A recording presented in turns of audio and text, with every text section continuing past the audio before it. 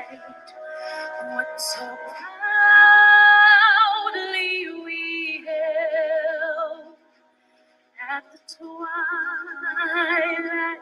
last gleaming, whose broad stripes and bright stars through the perilous fight for the ramparts we watched were so gallantly streamed, and Rocky's red glare upon first gave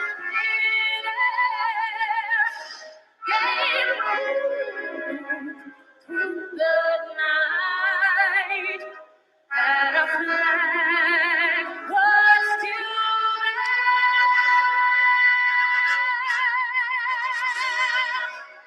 Oh, saints of that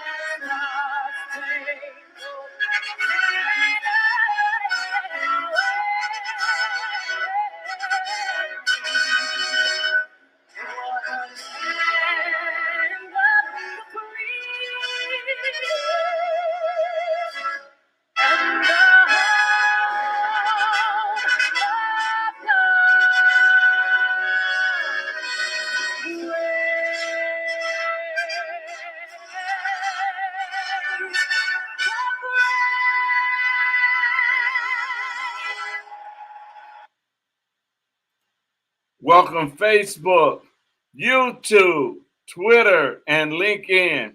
I'm your host, Dr. David D. King, and I am Wisconsin Next Lieutenant Governor. And I'm excited tonight for the Wisconsin Revival Rally. We have local candidates across the state that is on here tonight, and I'm going to bring them on, and then we're going to allow them to introduce themselves. I'm still waiting on the Constitutional Queen to show up, and but we're going to have a great time. And so we have candidates from Manitowoc County. Let me bring them on. Manitowoc County, we got them here, and I'm excited to have Manitowoc County. And we also have Racine County in the house. So let's bring them on as well. Racine County is in the house. I'm excited. Gentlemen, with the popping, that means you guys might need to mute until it's your turn to speak. That might stop the popping from somebody's area. So again, I want to welcome everybody that's here. I'm excited about these men of God because they all believe in God. We got all men of God on the show today. We might have a Holy Ghost fire or something on here today. And then we got some women of God that's coming on. And then we have another gentleman from Marinette County that's going to be coming on. And we have a lovely woman of God who loves God. And she's over in Vernon County who's running for office. And so what we're going to do right now is I'm going to put your face up on the screen. When I put your face up on the screen, introduce yourself. Tell the people what you're running for. Tell them what county you come out of, and whatever else you want to say, go ahead and say it. Do not just say, my name is Charlie Brown, thank you. No, we need to hear from each and every one of y'all tonight. So as I put you on the screen, you guys begin to introduce yourself.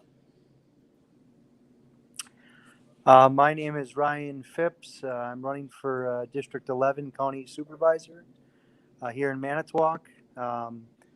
The two weapons that I choose to use are the Bible and the Constitution. And the last couple of years have really motivated me to get involved publicly. Before that, I was privately involved supporting different nonprofits and different candidates and stuff. And now I'm getting involved publicly. So it's very nice to meet you all, and thank you very much.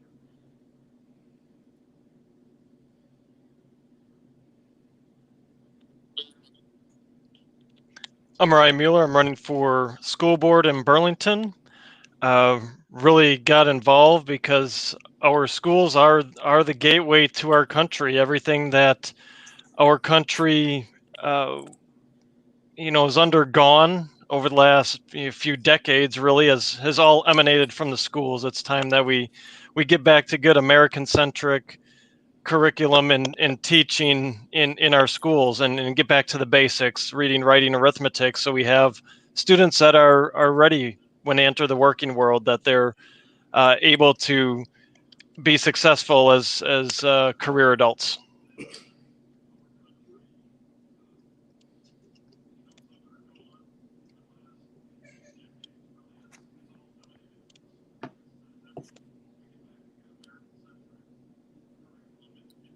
Matt? Oh, he was froze. Are you there, Matt?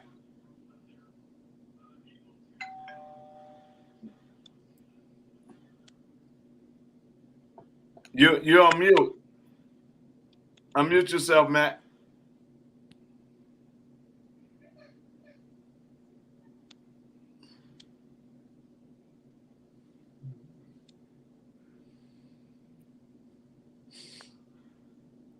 We still can't hear you.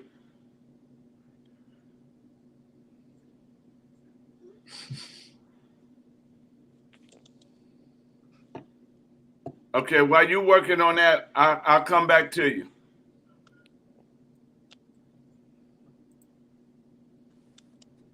My name's Aaron Melby. I'm also running for school board in Burlington.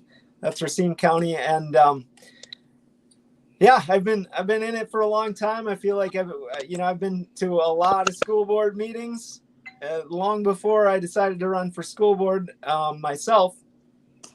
And there are just so many issues, so many little things with the school board. Biggest one I see is communication. And I'm just hoping that, that I can bring a voice to the board, that I can, bring some questions about what really is going on in our district and get some answers for the public. And then, obviously, hopefully I can bring some common sense along with it so that we can start, getting, like Ryan said, getting back to basics in education, getting the kids back to learning good curriculum, straightforward curriculum, not agenda-based curriculum, and hopefully we can straighten some things out and get things back on a good track for us. So.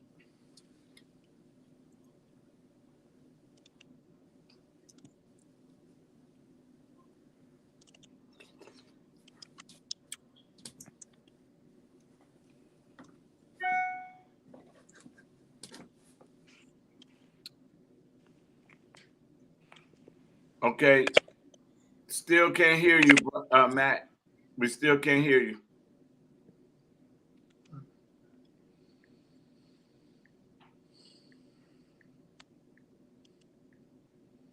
Okay, while he's working, try to say something now, Matt.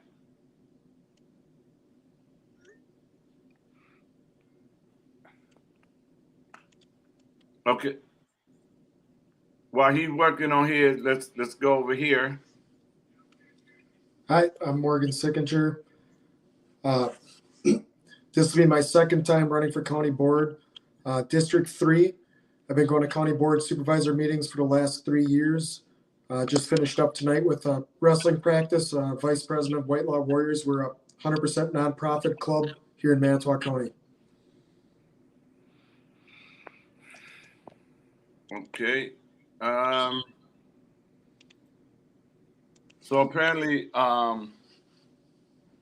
Matt is he bounced out and he'll be bouncing right back in. And so the constitutional queen is jumping on, and then our other guests will be coming on too. So I want to start this off this way, and then I'm gonna have each one of y'all answer this in your own words. There's no wrong answer. There's no right answer. But I want you guys to think about it this way. Here's the question for you guys. Why do you think it's so important that so many men are running for school board, county supervisor right now at a time like this? The men. And this is the part I'm excited about. You got dads that's saying, you know what? You know, because there was a time dads would be like, I'm not getting involved in that crap. Now you got dads saying, I'm in. So let me see. Who do I want to pick on first for this one? Oh, the Constitution here too. So we'll get her on in a second. Let me see who I want to start with. Okay, I'll go this route. Bam. Right out of the gate. All right. Why is it so important? I think it sets an example for our children, right? It's if we're living biblically, the man is supposed to be the leader. He's supposed to take charge, and he's supposed to be the protector. So that's kind of how I see it. Is I'm doing this in part to be the protector of our children's future, of my community's future, my grandkids' future, my kids' future. And I believe that's what God calls us to do, is to be that leader, that we're the ones to be shielding our family. I mean, it's probably not any, for me anyway, not any more simpler than that. Is just that calling of being the one, the one that God says you are to be the strength and the protector. Okay. Yeah, so I feel very similar. The last couple of years really have made it evident that we're lacking poor leadership, especially as fathers, as dads. So I want to protect and defend my family. And I know one of the ways by doing that is to protect and defend my community. Because someday my daughters are going to grow up to marry somebody else. Someday my sons are going to grow up to have an employee or an employer relationship, a neighbor, a friend. So I feel like called to get involved and to try to help my community. All right. So it's sort of a tough question, I think, Dr. King. I would say it's not, especially for school board. I don't think it's imperative that men are running. But I think it's interesting that so many men are running, and I think it's a great example for the nation. In so many instances, men are have taken a back seat over the years, sort of traditionally, from being involved in the kids' lives, and we definitely, without question, need more men as role models, and manly men as role models for our kids, and it, like Ryan said, in a leadership position. And it's schools, education, anything to do with children. Men are just kind of taking a step back traditionally, and what we've seen is kind of a direction with our kids that isn't, I don't think isn't very healthy. I think that kids, especially boys, but girls and boys, they need to see men in leadership positions and in positions to influence in a powerful, respectful way. And I'm hoping that's what we can do with so many men, especially running for school board and being involved in the education and the decisions of schools and kids especially. Okay. Bam. All right. So my big thing is I've been coaching for almost 2 decades now, and that's always helped me see leadership. When I was a younger kid growing up, I kind of got thrust into leadership role. Was definitely not by choice, but I feel that you should have a humble leader and someone that's willing to organize things for you. Often times, even as an adult, I've stepped up and said, hey, like, otherwise, if you're just a follower, things aren't getting done. You have 5 followers and no leaders. I've been, like I said, often thrusted up into a leadership position. Like I said, wasn't my choice, but trying to get directions of things done. And like I said, I try to lead by example. I know that I've got, like tonight, I had about 30 kids, eyes on me. They're always asking me questions, looking up to me. So my eyes are always in the public, and I want to set a good example for them. All right. So we got two that just joined us. I think Matt is ready. So we're going to bring Matt on the screen first, and he's going to introduce himself and tell people what he's running for. And then we're going to bring the Constitution Queen up, and she got to answer that same question that I just asked you guys. So she ain't getting a pass from this one.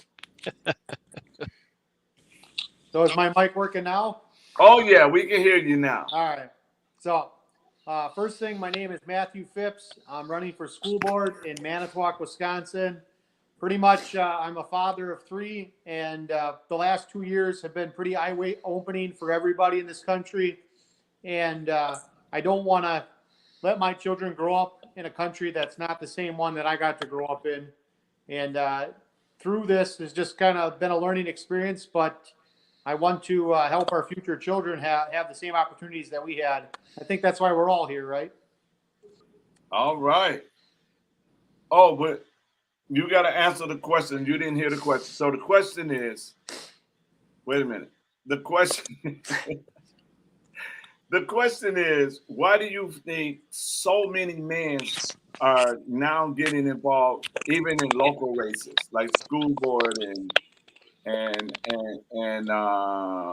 county? Well, you got some on county supervisor, but if you notice this election, you have a lot of men running for office. So why do you think that is? Personally, I think that the Holy Spirit is calling us to pick up the responsibility of being men. And we are saying to ourselves, we're not trying to be politically correct. We're just trying to be fathers, leaders in our community again, because that's what we're called to do. And through our actions now, we're trying to be the men that we're called to be. So that's why I feel that more men are kind of stepping up to the plate. I think that we all can feel the responsibility, and we know that the responsibility is ours because our father's work is done. And now us young men have to pick up the responsibility and become the leaders of our country. Whoa, y'all finna start a revival tonight. Y'all keep this up. Y'all gonna start a revival. So let's bring in the constitutional queen. Introduce yourself. Introduce myself. Well, I think everybody knows me. I'm Sarah Peliquin. I am a mother of 5. I'm a homeschool mom, and I have a wonderful man of God that I've been married to for almost 16 years this July. So I'm supposed to answer the question about men? Yeah. What? Well, from and by you being a wife, a mother, to see all of these men, and these ain't just ordinary men. These are all men that love God. Yes. Yes. So, okay. So answering that question from a female perspective, I will say that I think men have had enough of the whole, you guys are toxic and we don't need you and we can do well enough without you sort of rhetoric that's been going on for decades. What are we on, the 3rd, 4th wave, 7th wave feminism has really just beat men down and told them they're worthless, that they don't have any sort of place in society other than as I guess, for lack of a better term, sperm donors, and then we don't need you anymore. So I think there's an uprising of men who are saying we're not going to take that anymore. We don't have the toxic masculinity that everybody's accusing us of, and we're not going to raise our boys to believe in that. And we're not going to raise our daughters to believe that every man is a wolf out to get them. And we're going to show them what a real man is. And we're going to lead. We're going to lead in our homes. We're going to lead in our communities. And we're going to show by our actions and by our words that we love the Lord and we love our families and we love this country. So I don't know. I think, I mean, these are conversations Jake and I have had. And I think that's a lot of what he feels, is that there's just this overwhelming cultural shift. And we've kind of followed the culture's, post-truth culture's, natural conclusion. And we're seeing how absolutely bizarre and insane and crazy it is. And I think there's a lot of people who are wanting that stability of family and community again. And you have to start with the men. I mean, there's no better way of doing it, because, and I feel for every one of you guys, because I don't know, what your situations were in your homes and stuff growing up, but I know that a lot of men have not been raised to know what it is to be a man, to be a solid man of God. And so to see men coming out of the woodwork and saying, okay, I'm going to do it. I've got a heavenly father I can follow. If I don't have a father at home that I can follow, I at least have my heavenly father. And so yeah, I'm very impressed to see how many men are coming out of the woodwork and really standing up for their homes and their families, and fighting that battle, because it needs to happen. So. Well, I'm waiting on. I just texted her to see if she's getting on. So, but you guys, I gotta do something right here, because she's a bully. She's my friend. She's a fighter. I love her. So I gotta put a post up, because if I don't, she's gonna beat me up, and I don't like getting beat up. So I'm just gonna put the post up. Most of y'all will know who it is. Some of y'all ain't gonna know who this is. We'll reveal who she is after y'all read the post.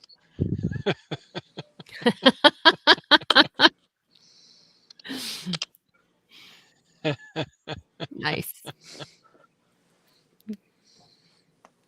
For those who don't know who that is, that's Aaron's wife. So I was hoping that was the case.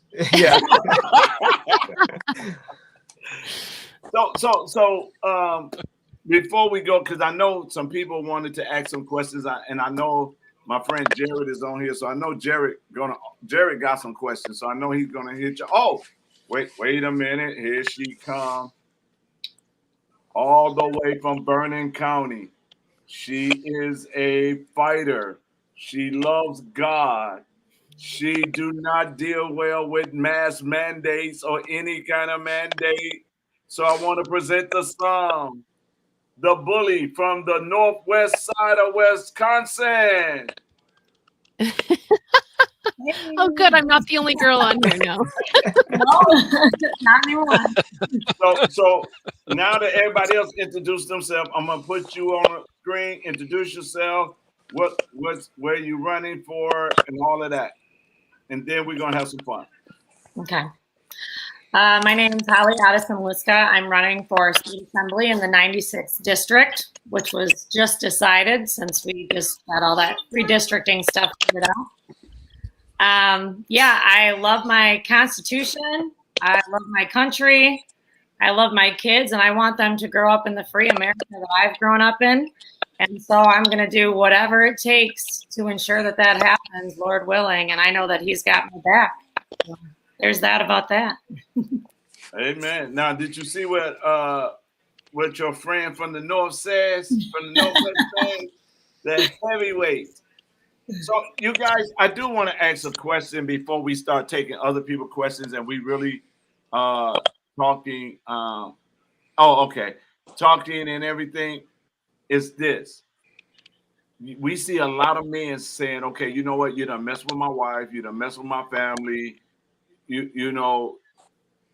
Now you should have left me watching football. You should have left me going fishing. You should have just left me alone. But the Bible's one of the definitions in the Bible about a father is the word source. So we're the source of our families. We are the one that they supposed to get everything from, right?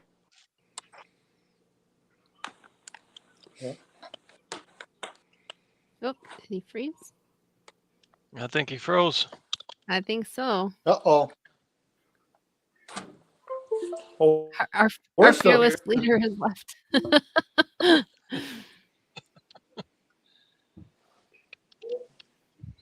I imagine he had something good to say too. Yeah. The spiritual battle, isn't it? Amen to that. Yep. Well, anybody else want to talk about fatherhood while we're waiting? Well, I kind of I'm homeschooling my kids also. Sweet. I was a leader of a church in a school in our area, and the mask mandate and all that stuff really I wasn't having it. So at that time I was the leader of the school, and I had parents that I was advocating for, and my church actually forced me to step down. So that's kind of what motivated me to say, hey, we need better leaders in public. So Yeah. I would call my assemblymen, I would call the people that represent me, and they wouldn't do much. Wow. Okay, I don't know what y'all talking about because my thing went totally out. I couldn't see or hear anything, and it just popped back. I think the devil is mad right now. But I'm gonna ask I this. think so. I don't know what was y'all talking about. I just asked if anybody else wanted to talk about fatherhood while we were waiting for you. Oh, okay. Well, you're the co-host, so I'm glad you jumped in there. Oh my Yeah. goodness, I've been We promoted. were all talking about men being leaders, and then Sarah jumped in and took over. It was great. I know. Way to go. I consider myself a modern day Deborah. That's perfect. Way to go, Deborah. Way to go, Esther.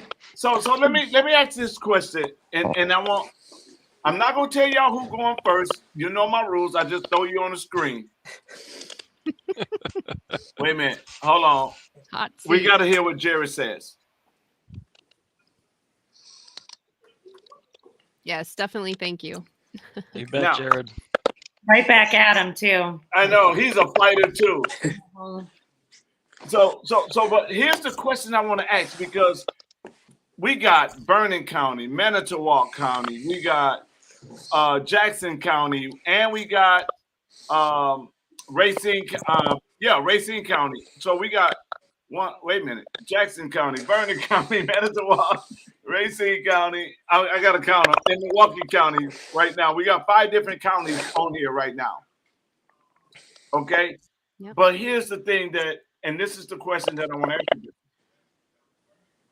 You got 5 different counties. And as I travel the state, because I am your next lieutenant governor, you know I'm always plug myself. But we got 5 states. And everybody that's running, majority of the places that I go, if not all the places I go, everybody are true believers. I'm not talking about somebody that go to church. I'm talking about somebody that believe in the Constitution and believe in the Word of God at the same time. And it's amazing and exciting for me to be in company of so many people that really, really love God, and it's not a front. And you know how on the campaign trail you can hear somebody when they say a religious line, because we all know that line. But I'm talking about touching heart. Your heart reaches a heart, and your spirit connects with a spirit, and So why do you guys think? And I ain't gonna tell y'all who I'm putting up first. But why do you guys think there's so many men and women of God stepping up to the plate? Ponder that for a second, and then I'm going to tell y'all who's going. But why do you think there's so many men and women of God that are rising up?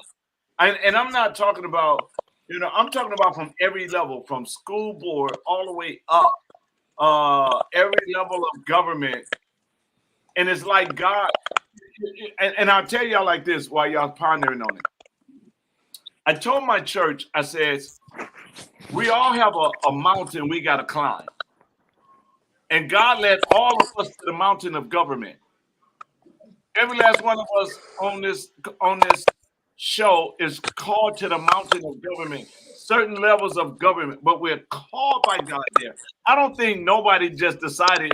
I think God put a burning in your heart to get your tail up and go and be that light.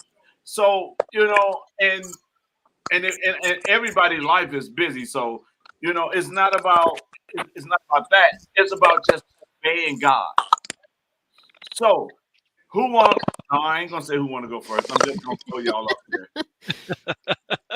I'm just gonna throw y'all. Hold on. Let me see. Any, mini, miny, mo. Catch the tiger by the toe. Bam. If he holler, let him go. All right. Thank you for your time. So ultimately, I think that there's a battle coming. I asked about 2 years ago, I asked God to answer my prayer about how he could use me in the next coming years because I wanted to serve him. In my life, I feel that there's something coming, and we need to understand that the four walls of the church are not what is going to hold us together. It's the Holy Spirit, and the people that we are need to get together, get organized, and be ready for what's next.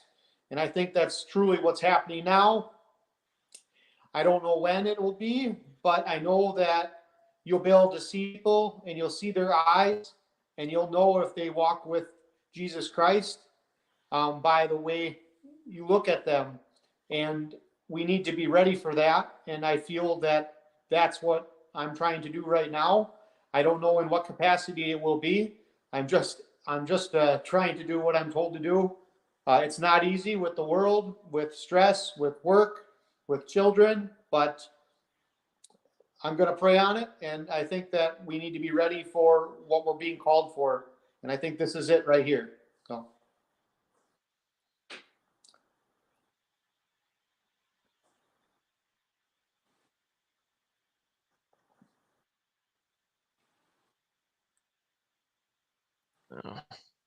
Okay, go ahead. There we go. I have a button on here. I mute, and then it said I was still muted. So I think it boils down to a couple things. One, I think the people are fed up. We realize that we can't let our country, we can't let our communities keep going down the path of just, I guess you could call it utter godlessness, right? We have to stand up. We're called to stand up and be the light in the dark. And I think that's part of it. And I think the other part of it is we've broken free of the shackles of fear. I think from some of what I've seen and, you know, maybe heard is that there's the fear of being canceled or the fear of losing a job or the, you know, fear of whatever, losing friends, whatever. You know, I've always said that a long time ago, I gave up caring what people who don't know me think about me. And that's a very freeing thing. And I think more and more people are starting to realize that the internet trolls, the social media trolls, they don't know you. Who cares what they say? They're a lot of times screaming into an echo chamber. Someone cancels you, big deal. I mean, honestly, there's that many more out there that'll hear your story and will support you. I think we've seen it over and over. So I think it's those two things, right? It's just we cannot tolerate anymore God being pushed out of our society, and we can't, and we know God did not give us a spirit of fear, and we're starting to break those shackles and say, look, we have to stand up for our communities. We have to be the leaders in our communities. We have to be the godly men and women that are going to lead our society, forward back into what God intended. Really, He intended us for us to be free and to be dependent only upon Him. So I think, as I look at things, and that's where I land is kind of that two-part approach or two-part reasoning as to why I think we're seeing so many godly men and women step forward and step out in faith and attempt anyway to run for office and take charge of our government.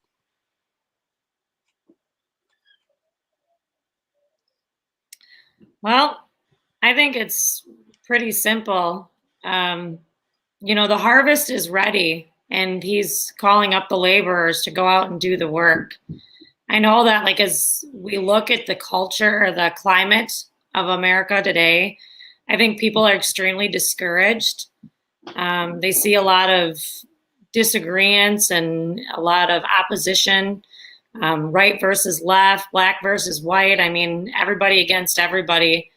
And I think that's what separates true believers, people who are truly saved.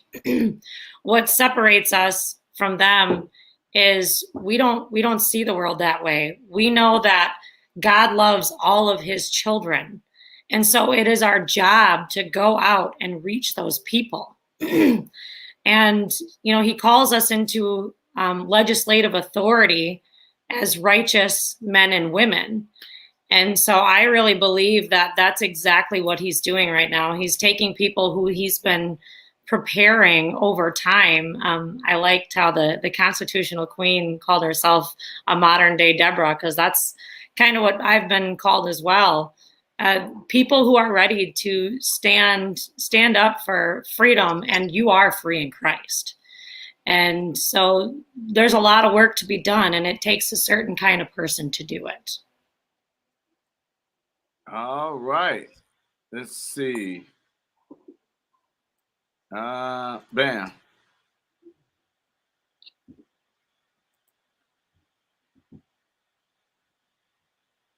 And God's not done with us as a country. And like that's the perspective that I bring into this. As Christians, sometimes we get caught up in, our churches and our schools, in our circle. And I think that that's part of the problem. Like, God called us to go out into the world. And I think sometimes as Christians, we kind of like hang out at home. And I think we're called to get into the world. So it's about time we start getting into this fight.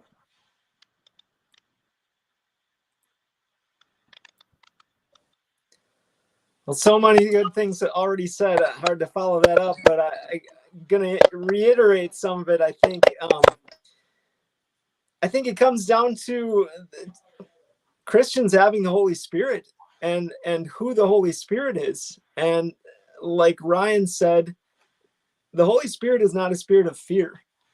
And so much of God's word is about freedom, and it's about freedom through rules that he gives us, through guidelines that God has given us, and we can experience that freedom there. And so I think that we have that spirit of freedom in us. The Constitution was written by godly men with that same spirit of freedom. They wrote the Constitution kind of based on those principles. And we are recognizing right now, we Christians are recognizing that there is a major spiritual battle against not just our Constitution, but against freedom in general, and against that spirit of freedom. And I think we're all just feeling that calling, and that the attack on our spirits, and that we want that freedom back. We want others to experience that as well. I mean, we saw so many issues, in churches closing. The thing that stood out, the thing that just hit me so hard was, when our church closed and didn't reopen, and then when they did reopen, it was masks mandated. That really hit me, because I'm like, that's not the Holy Spirit moving you. That's the spirit of fear.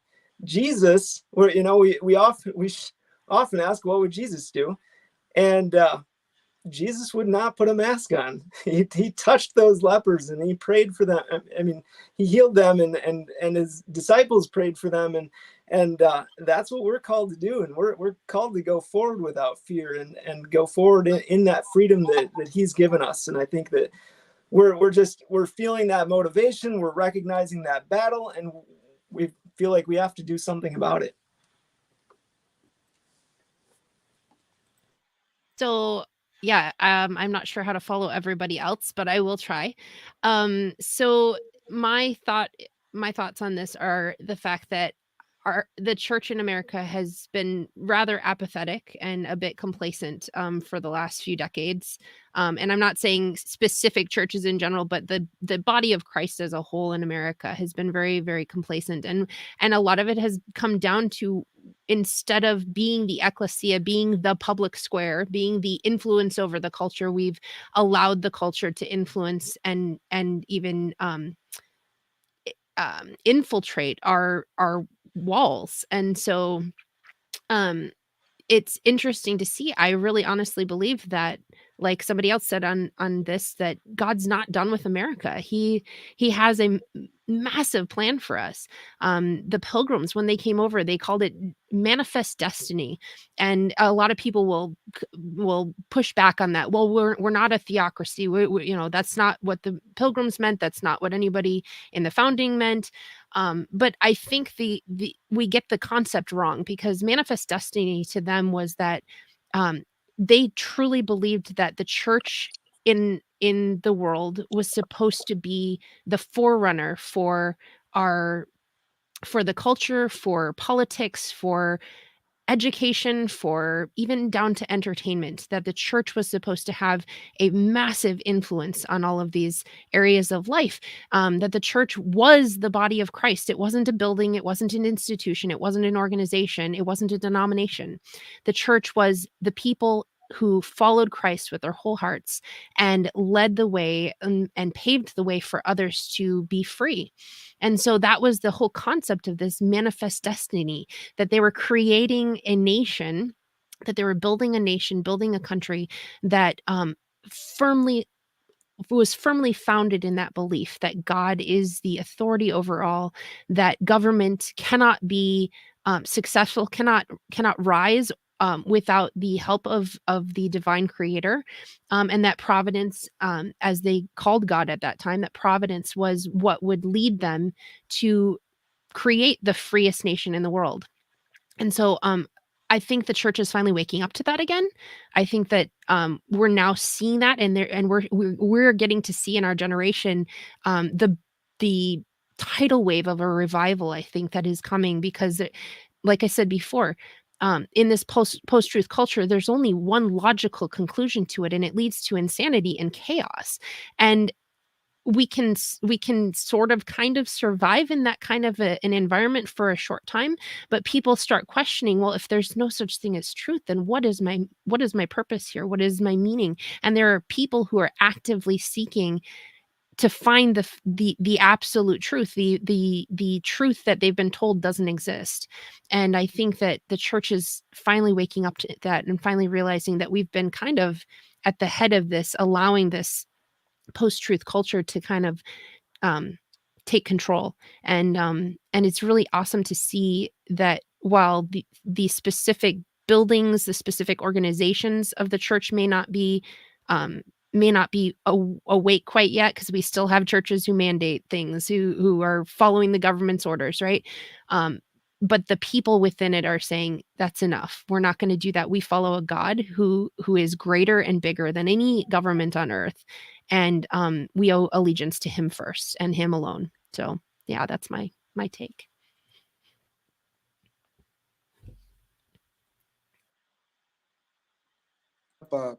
Enough is enough.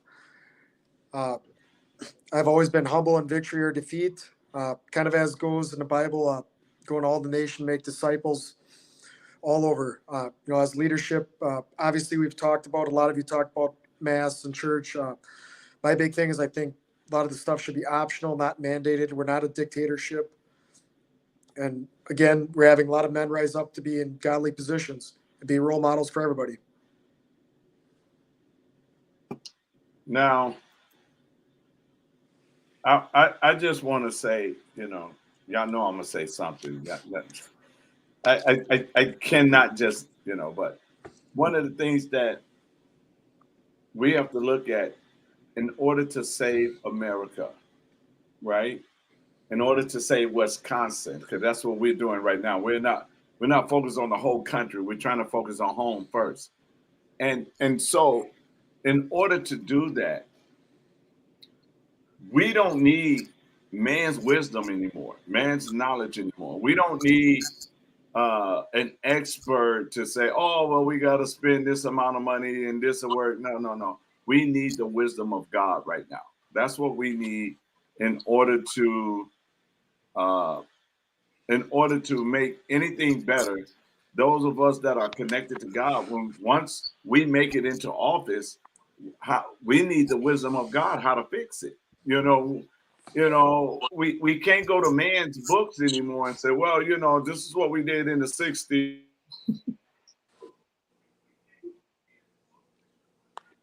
Here we go again.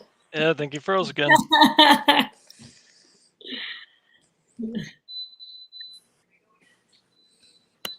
All right, so remind him he was on the 60s when he comes back on. Yeah. And we see how well the 60s turned out. So Yeah. Yeah, it was really, post World War II that changed everything, but the 60s really jumped it up a notch. yeah. Yeah. And unfortunately, it started even before then. It started in the 20s and 30s when they started really taking God out of things. So, it's really interesting if you look at history, seeing the progression and how it failed, and then in the 60s, you really see this spike in unwed pregnancies and homelessness and drug addiction and all of these things. And you're like, that wasn't a symptom. That wasn't a that wasn't the root of the disease. That was the symptoms that were coming out, right? The end of life symptoms. Yeah. And then you add Roe v. Wade in there, and after that, it just exponentially worse. Oh my gosh. Ways that are just absolutely undeniable. Yeah. Yeah, and because a nation isn't going to be judged in heaven, because nations rise and fall, right? And because it won't be judged in heaven, God judges it here on earth. And so we've been living under his judgment and this is that natural outworking of post-truth where the culture is saying there's no such thing as truth, so anything goes. We're killing our innocence. We are hiding our vulnerable away in institutions and breaking up the families, and it's no wonder. I mean, I remember reading Thomas Jefferson during the slave issue, him saying, I tremble for my country when I realize that God is a just God. And we keep forgetting that as a nation. God is a just God, and he's not going to let this stand for long. I don't know what's going on. The devil must be mad tonight. But so here's the thing. I'm going to put the camera on you, and I want you to tell the people what you're bringing to your side of Wisconsin as an individual. And I know Sarah is a write-in candidate for school board. No, county board. County board. County Okay. board, yeah. So once the camera's on you, you tell the people, what are you bringing into your district? And here's the thing that people don't pay attention to. I have experienced it in my walk with God in business and everything. And I used to tell companies that you're blessed that I'm there because I bring God in there. And anywhere God is, it prospers, right? Yeah. And so I used to tell them that you're blessed when I'm there. I managed in corporate America. I managed for JCPenney's, and I was in control of the diamond area, the jewelry department. Well, because I was there, we sold more diamonds in that small JCPenney's in Menominee Falls than they did in the whole country, in the whole company. We sold more diamonds, and they was trying to figure out, how did you do it? And I keep answering them, it was nobody but God, nobody but God. And so, we understand what God done because we saw him work in our own individual lives, right? And we're not trying to make this religious where we're going to walk around with a Bible and beat people upside the head with the Bible or nothing like that. It's just our individual walk as who we are as a person or a people of God. And so when I put the camera on you, tell your county what they're going to get when they get you. So let's go this way first.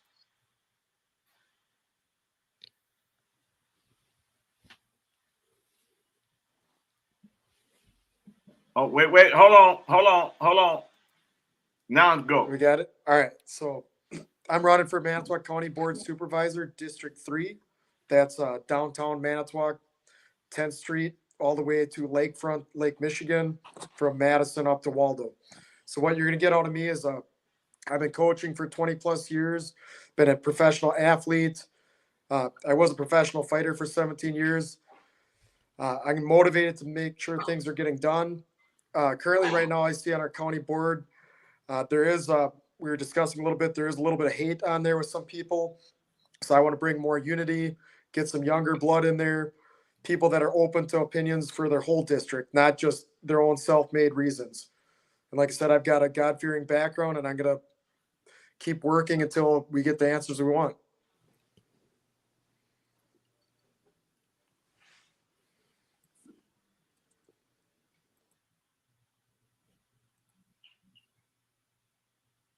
There we go.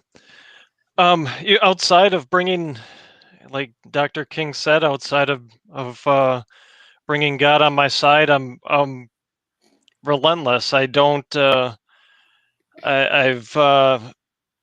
don't quit. I won't. This community means too much to me to quit on it. That's part of the reason I'm running. I've worked with the kids in town here, either through youth groups or coaching them for many years. I just want to see, the best for them. I want them to experience the best. I want them to leave our school district with ahead of the curve, because it's no longer a local economy, it's a global economy. And kind of like I said at the opening, we need to have foundational education. It's in order for our kids to compete. So I'll bring a relentlessness to that. I've been literally, and I think Aaron's probably been the same around here. We're now, March 6th, 7th?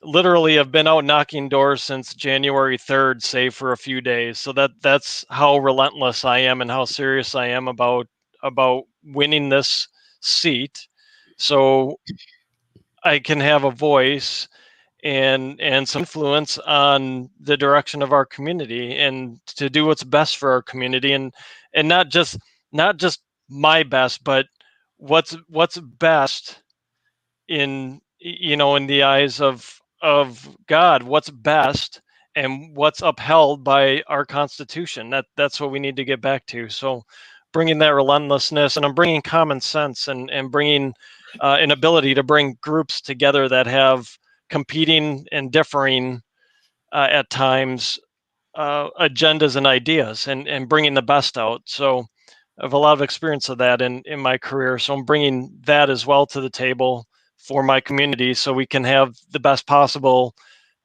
educational experience for our kids. We can have the best possible school district for our community. And honestly, I want to make sure we have the best possible working environment for our teachers and administrators as well, because they are stakeholders in this. The vast majority of them, if not all of them, are community members themselves. So they're just as deserving as everyone else of a great school system. So I want to make sure all parties are heard, all input is taken, and that we come to a consensus and move forward what's best.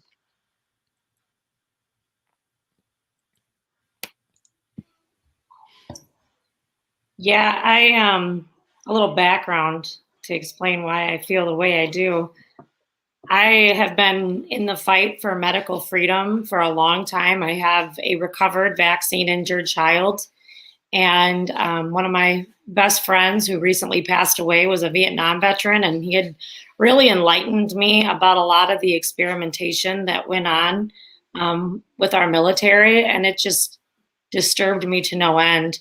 And like Ryan said, I'm relentless. And so I knew that, everybody always says contact your legislator and, voice your concerns.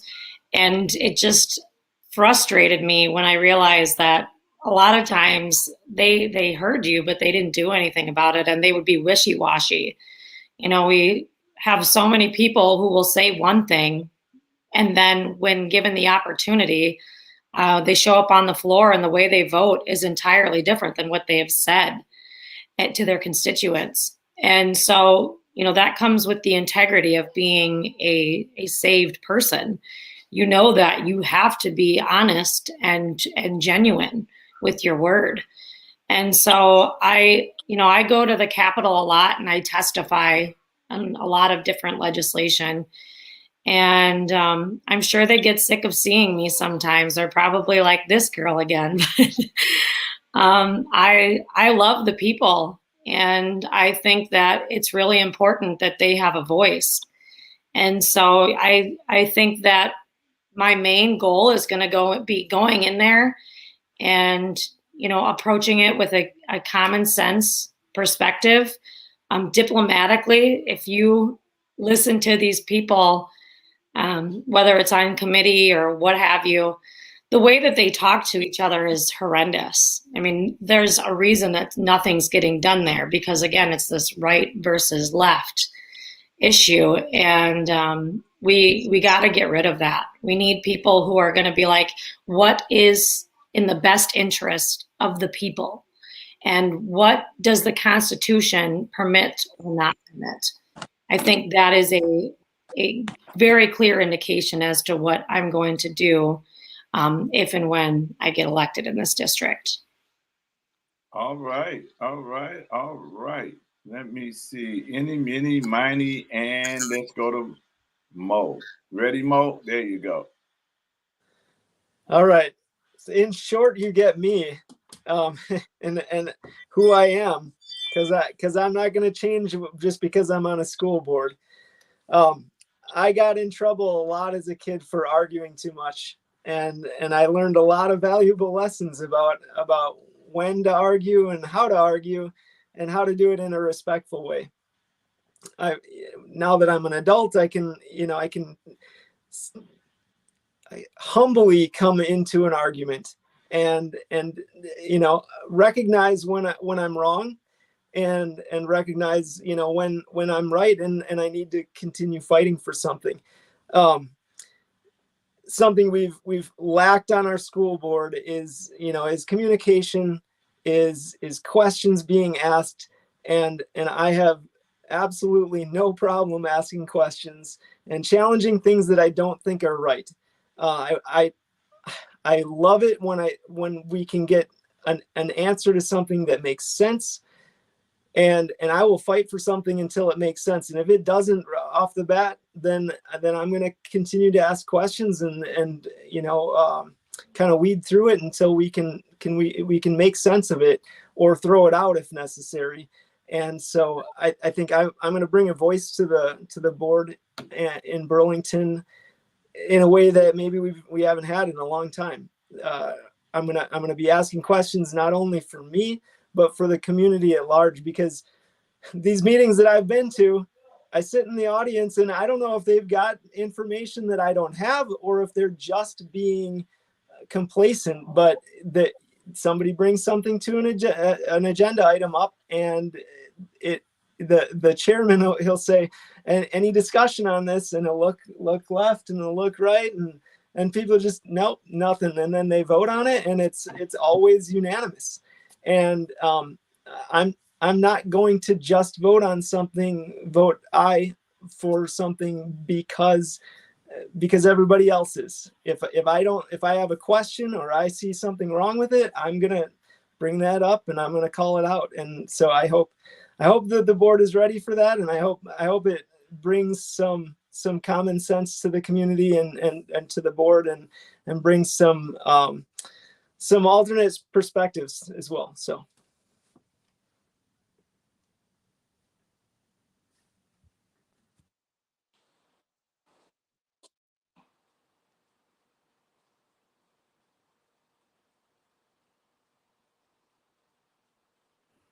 Can you hear me now?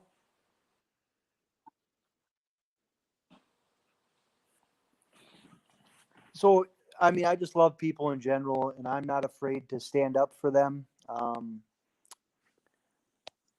I think that we need men of courage. I think we need people of courage to stand up for what's right, even if it's not popular.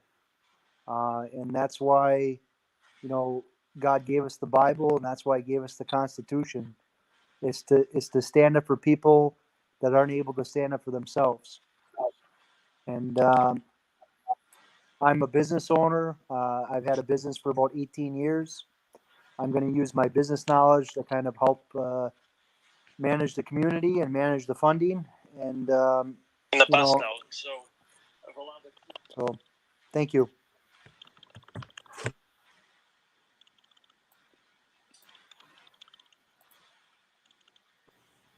Okay, so I'm running for county board.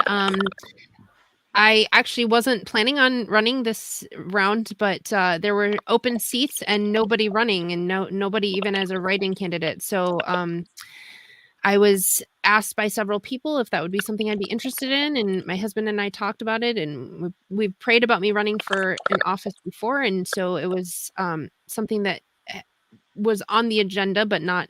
It was just one of those things. Was like, oh, okay, it's now. So I decided to run, and I'm going to be registering as a write-in for county board for my ward or my district, and I guess the main reason why I've always decided to, when I've decided to run, was because I feel like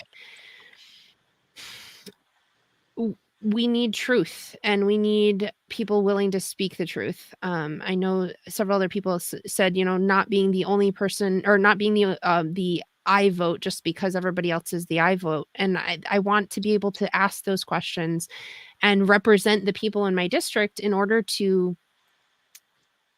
make sure that we're taking care of the general welfare, the community, the local community, the county, the city, all of those local areas are the backbone of the federal government. And if we start standing up and saying no to the federal government, if we start saying you're not going to be doing that in our county, in our city, then we can start making some headway and pushing them back and getting back our freedoms and our liberties that we've handed over to them so easily. So I really want to be the one that sits up and asks questions and doesn't just go along to get along. I really want to challenge the status quo, and I want to make my county the best county in Wisconsin. So to do that, I can't do that without God and His authority and his presence in this county. And so I would really like to bring that to the table. So that's why I'm running.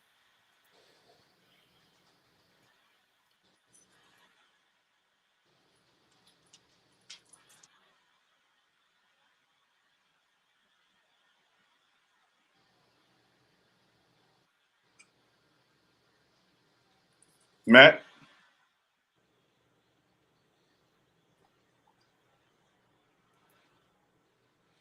Okay, wait a minute.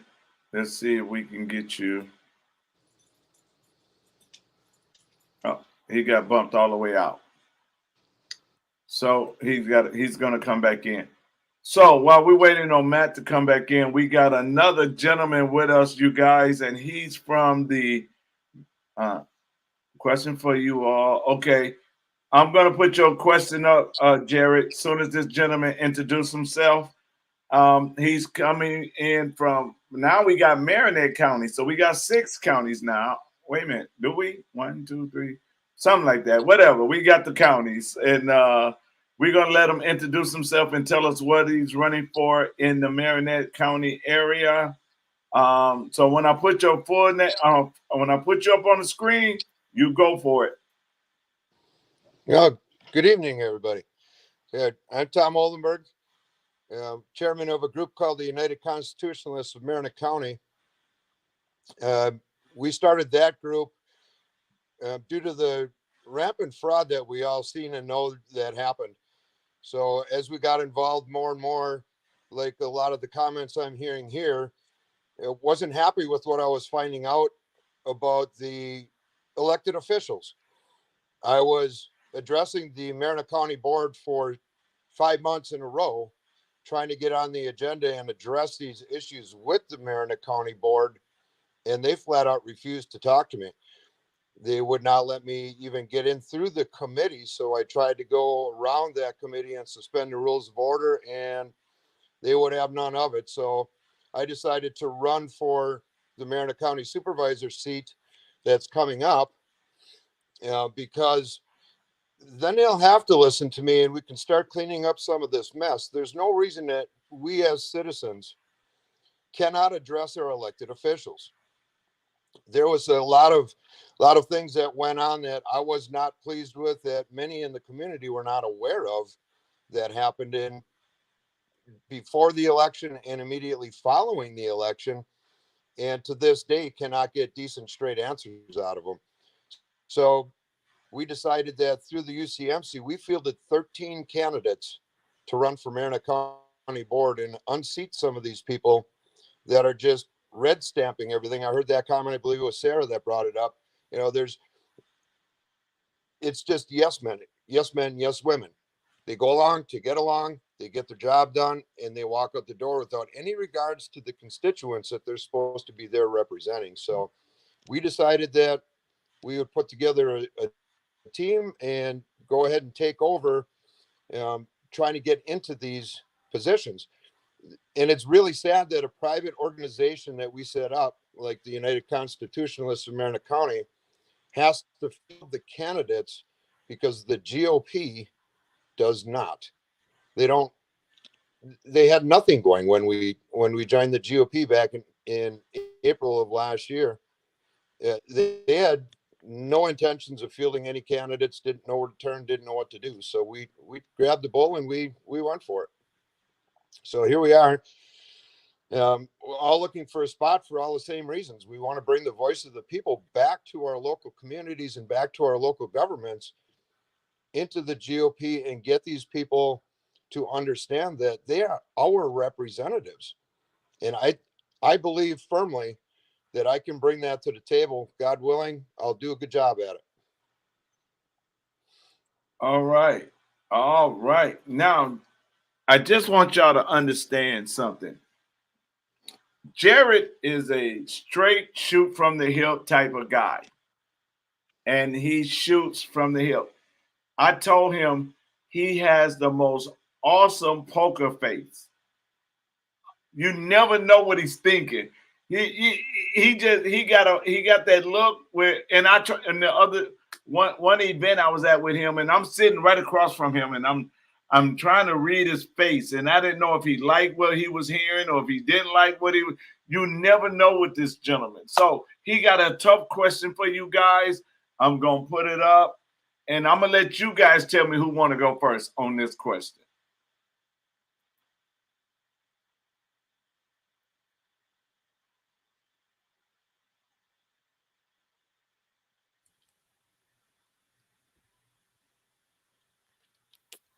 I've got an idea. Oh, you want to go first? Maybe. Okay, hold on. Maybe. How do we gain say, trust? I got one too, but Yeah. go ahead.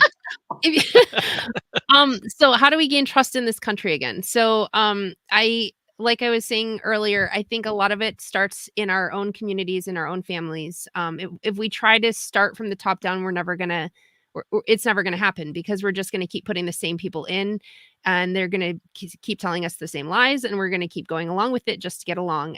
So it has to start in our communities, and we have to start on just the grassroots level, in our families. We build trust in our families.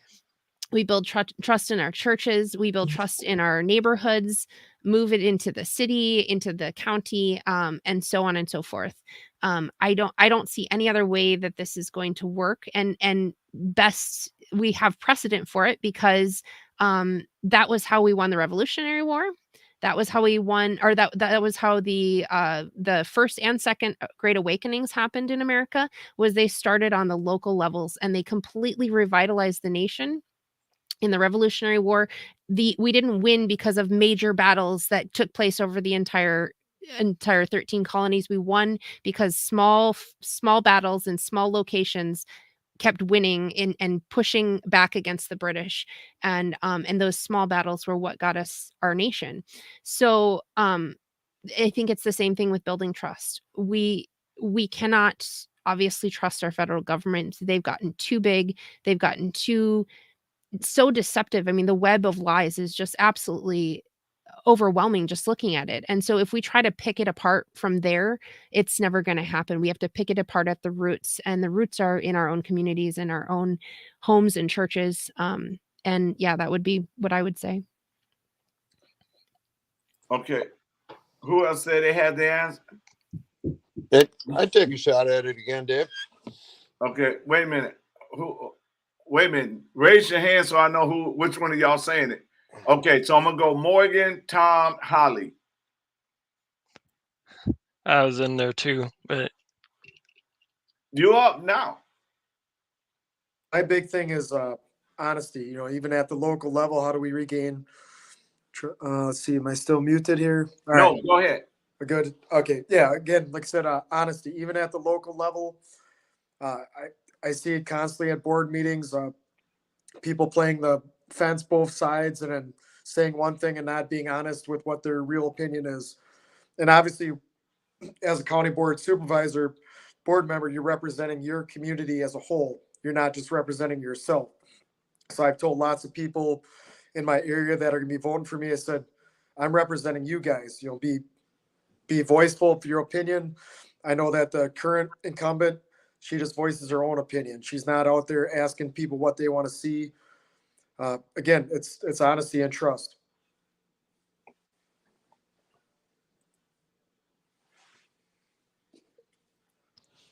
Okay, well, a lot of the same themes going to be coming out, I'm sure of it, because what we're looking at is for far too long, we have elected our officials based on name recognition. We didn't really get to know the candidates. We didn't really get to know what they were doing. And now all of a sudden we've got this big problem with election integrity. Well, if we don't know who we're putting into office, how can we hold them accountable? We've got to get after them. We've got to hold them accountable to run the elections. And like we're facing right now, we're facing a huge problem with our own Republican Party trying to bury the Gableman report, trying to bury the Tim Rantham report. So how do we gain trust back in the country? Accountability. We've got to make sure that the people that did break laws are held accountable, and the ones that are wishy-washy, that are fighting against us, we have to make sure that we put up candidates that can beat them, get in office, and change the whole structure. But it all starts with our own backyards. It starts at the local town clerk to the county clerks, all the way up to the supervisor positions, then into the districts, and all the way up to the state. If we don't clean up our own backyards, we're never going to get anywhere. Like they said, it comes from the bottom up, like all grassroots. We cannot start at the top and try and hold them accountable. We got to start at the bottom and rebuild the whole structure of what we're looking at as far as candidates. One of the things that we do up in Marin County, and David, you can attest to this, you're going to be coming up to speak soon, is to get the candidates that are running for office up in your area. They're all willing. They're running a campaign. They're all willing to come talk and share their message with you. So if you don't invite them, they don't know to come. So get your candidates, whether it be local, state level, regional level, district level, bring them to your community and talk with them. Get them up there, get them out in the front of people and ask them the tough questions. So with that, I think we can get a lot of the trust back in our elections, especially with the accountability with the lawbreakers. We've got to hold them accountable. Tom took the words right out of my mouth about accountability and election integrity. This is just something that it definitely has to start at a grassroots level. But Jared does something really great. The guy that asked the question, he has these meetings where he brings in, not through the local GOP. He just has these meetings in his shop, and he calls different people running for office, asking them to show up, save your speech that you give to everybody else every time you go out campaigning, and be ready for the tough questions. And that's a really great environment to put these people in, because we really are sick of being talked at, right? I mean, I think most of us feel that way when these people are campaigning. They give the same exact 5-10 minute speech and they're out the door. And we want the ability to vet these candidates. And so I was talking the other day to a guy that's in my county, and he says, back in the day, we used to have these meet and greet style town halls. I said, that's something that I'm really interested in, because I don't want to be a candidate out there telling people what I'm going to do based on what I think needs to be done. I want the people to tell me what they want and need, because that's the issue, is these representatives have forgotten that is what they are supposed to do, right? I mean, I notice it when I'm talking to some of these people that they think that because they are elected officials that they are superior. And in my opinion, and I don't think it's just my opinion, I think this is the designated role that they are in, is when you're an elected official, you are a servant to the people. You are not some celebrity like they act as they are. And so I think this is not just something that should be done while people are campaigning, but it's also something that should be done after you're elected, to ensure that you are staying in line and step with your constituents, because obviously calling your legislator isn't doing it. Being face to face with the people is going to make a huge difference. And then there's some accountability on a local level. Okay, I'm gonna let the other ones didn't answer get in here and answer it, but I also think it's a twofold, right? It's a candidate telling you what they're really gonna do, and you really listening with your discernment, okay? But the other one is it's on us. If we don't move our emotions out the way, our feelings out of the way, we're gonna get fooled every time, because and what I mean by that is this: most of the time we run around and we says, for example, look at in the Trump election. Look how many voted for Biden just because their feelings or their emotions. They didn't like Trump. They didn't know what Biden stood for. They didn't like Trump. Look how many times we voted for a Republican just because he was a Republican. Didn't understand what he stood for or nothing.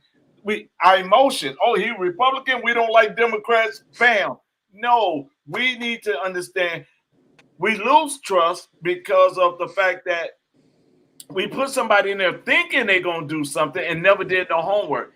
That's what I said. Like I said on yesterday, we got to stop with the surface candidates, okay? Because all we got is surface candidates, and we don't go in, and then we get dogged out, and then now we don't trust nobody. No, we have to go back and say, you know what? We need to make an interval, and you know what that interval is? I never just vote for you without bidding you first. I gotta investigate you first.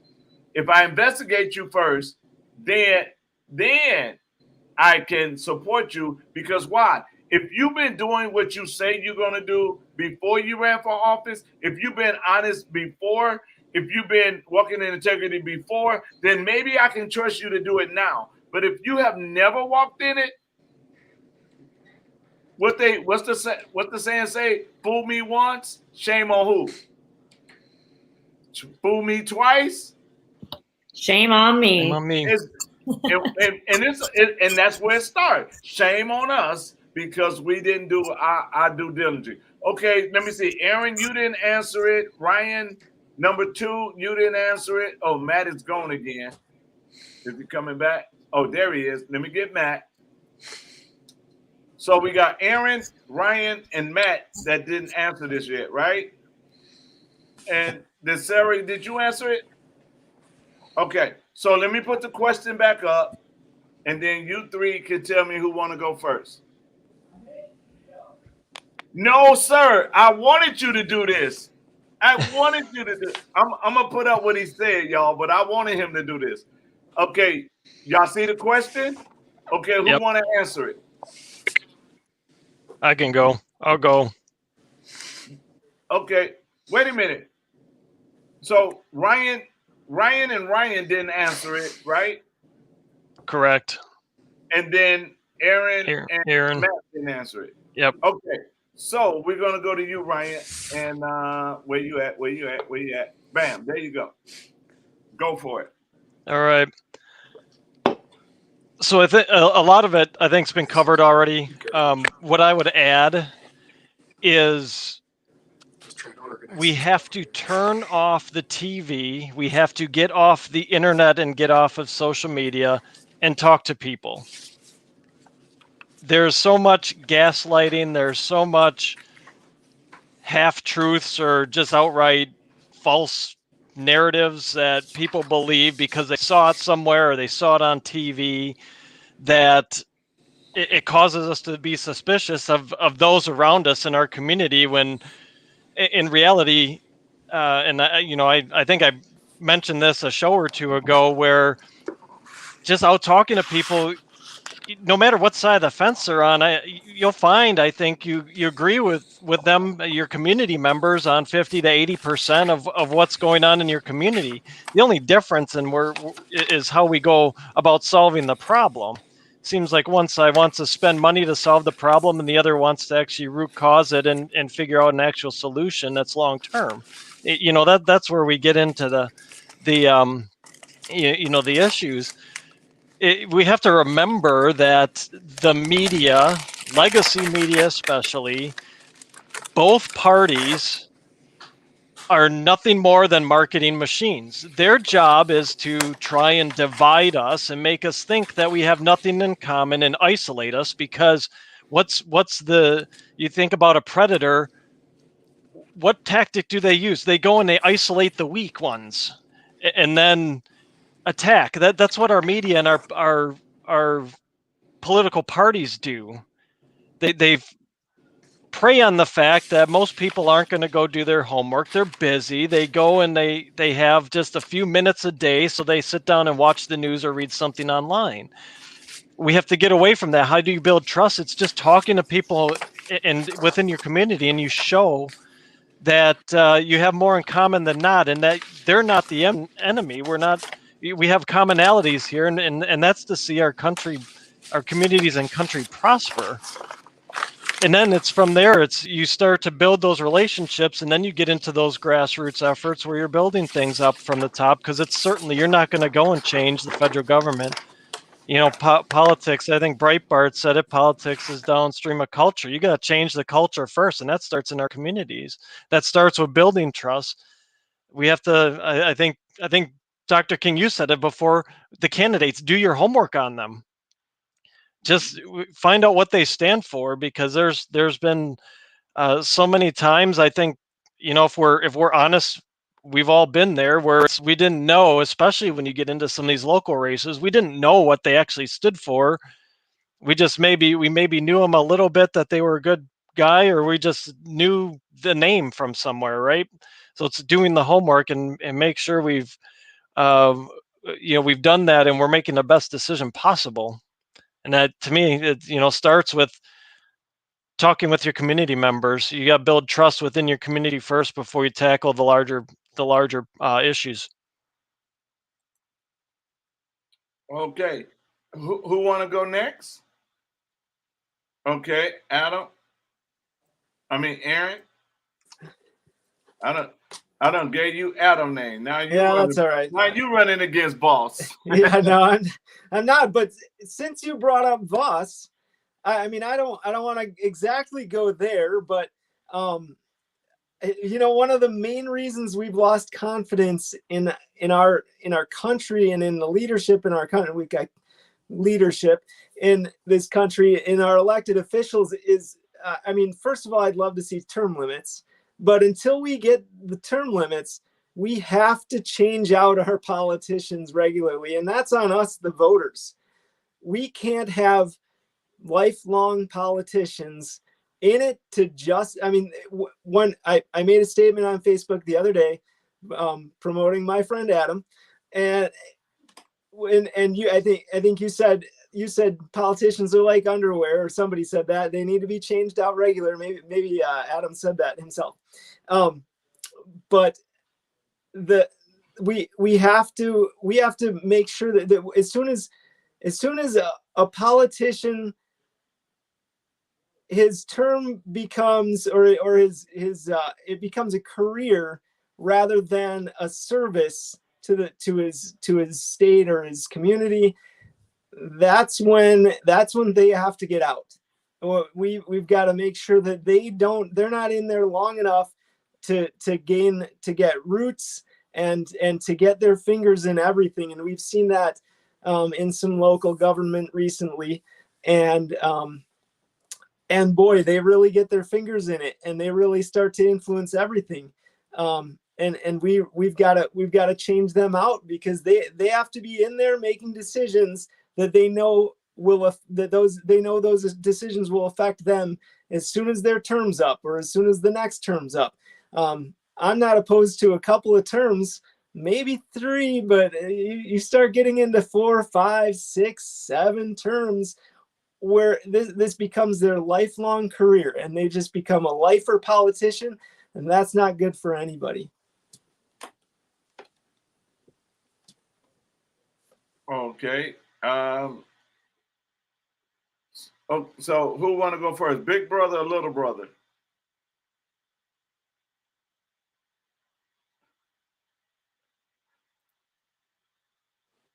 Can you hear me? Yes. Yeah. So I actually I agree with Sarah. Like, I think we got to start with our families. That's where we have the most impact. I think that we need to, educate, install, God-fearing values and morals, and then build off that. As far as the trust in the community, I think if you install it in your family, and then in your business or your place of work, and then your church, and then maybe local government, and kind of build off that. But we've been complacent for a long time, so like, this isn't going to be easy. We need men and women that are prepared to put the work in, and so that's how we build trust. We put the work in our families, we put the work in our communities, and we build off that.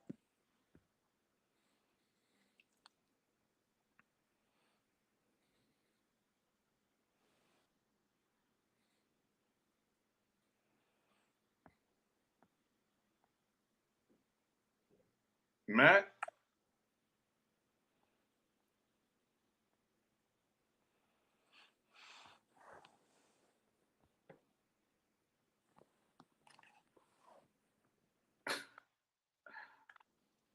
Here's bumped him out again. So let's see. Hold on. Matt would have said, I agree with Ryan. Oh, you know, and trust is something, you guys, that is really, really important. That's why most of you have heard me say this. I don't want you to like me, but I do need you to trust me.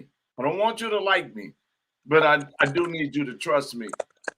And this is one of the main reasons I say that, because I might, for the sake of our kids, I might have to do something. You'd be like, I don't like that. But then when you see the results, you'd be like, oh my God, I love that. So trust me, that's what we need. We got to be able to trust one another. If we put you there to make a decision, we got to be able to trust you to make that decision. But when you look at, I tell people this all the time. Just because you make a person a manager doesn't mean he's a leader. Just because you make them a manager doesn't mean they're a leader, right? And just because you got somebody in office who says they're a leader doesn't mean they're a leader. Because the definition of a true leader is one that empowers the people. Serve. So if you're trying to be a leader that's going to how should I say, feed yourself and make sure you strong. I mean, like Aaron says, you got them folk, they smell power and they stay there for so long. Now I gotta tell y'all this, and it's gonna make a joke out of it. Okay, I'm gonna make a joke out of it, but it's a sad joke. All right, I want y'all to know that it is a sad. Oh, there he is. Okay, Matt, say something.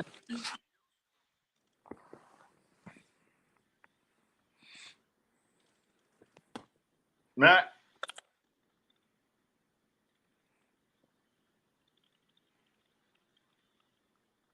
Oh, I think he is still messed up. So I was on my way home from Vernon County yesterday, and I was on the phone with a candidate. And this candidate wants to run for Congress. He wanted to run for Congress. Matter of fact, he ran for Congress twice and lost both times, twice or three times he ran for Congress. So he really believed that this time he's going to win. And so I said to him, what is your plan? And he says, oh, I'm gonna win my race and I'm gonna be the Speaker of the House. And I was like, hold up. I said, hold on one second, because I'm hearing. Let's see. Okay. Let's see. Is that it? Okay. He said, I'm gonna be Speaker of the House. And I said, Speaker of the House? He was like, yeah. I said, you a freshman Congress and you're gonna be Speaker of the House? And he was like, well, yeah. I said, dude, do you know how that operates? I says, you got people that's been sitting in office, right? They've been sitting there, waiting on their turn to be Speaker of the House. Do you really think they're going to give you that seat as Speaker of the House? He was like, yeah, I'm going to be Speaker of the House. And I said, really? And then he said, yeah. And then he said, and when I get there, I'm going to come back into the city and I'm going to make everybody listen to me. This is what he said. I'm going to make everybody listen to me. The mayor, everybody going to listen to me. I said, okay. I said, let me help you out. I said, let's do something hypothetically. I said, hypothetically, I'm the mayor of Milwaukee and you're the congressman and you're going to walk in my office and tell me what? And he was like, well, I'm going to tell you, you got to do this, you got to do this, you got to do this. I said, let me tell you what I'm going to do when you do that. I'm going to drink my coffee, listen to you talk, and then I'm going to kick you out of my office and tell you I am the CEO of the city. What the you thinking in your brain that you're going to come and tell me what to do? I said, do you understand jurisdiction? Do you understand the different branches of government? Do you understand anything? And he was like, I can do that. I said, okay, well, let me tell you this. Let's say I'm the governor. And you come to me. What are you going to tell me? I'm going to tell you, you got to do what's right for the people, da, da, da, da. I said, that's what you're going to tell me? He said, yeah. I said, guess what I'm going to do? Guess what I'm going to tell you? He said, what? I'm going to say the 10th Amendment. He said, what's that? I said, excuse me? He was like, what's the 10th Amendment? I said, you tell me. He said, no, I need you to tell me. You running for Congress and you don't know what the 10th Amendment is. And I'm sitting there looking at him like, you got to be kidding me. Because here's the thing about it. And then I'm going to hit Jerry. I asked Jerry to hit you with another question. He got one. But here's the thing about it. Most people is going to look to vote for him because he's a black Republican. Not that he don't know his stuff. And I say this a lot of times wherever I go, stop making blacks a hot commodity. We're Americans just like everybody else. We just know the Constitution. We live the Constitution. It ain't nothing special about us. Do your homework on us because we could be pedophiles. We could be anything. But if you're only doing it because they're black, and he literally in his mind thinking, I am going to bring all the blacks to the Republican Party and they're going to make me Speaker of the House. And I was like, hey, but wait a minute. This is the sad part about it. He's actually running. So now that I told y'all my sick joke, but it's not a joke, he's literally running. Let's look what Jared is saying. I call him J-Rod. So let's see what J-Rod's saying. And you guys got to answer the question.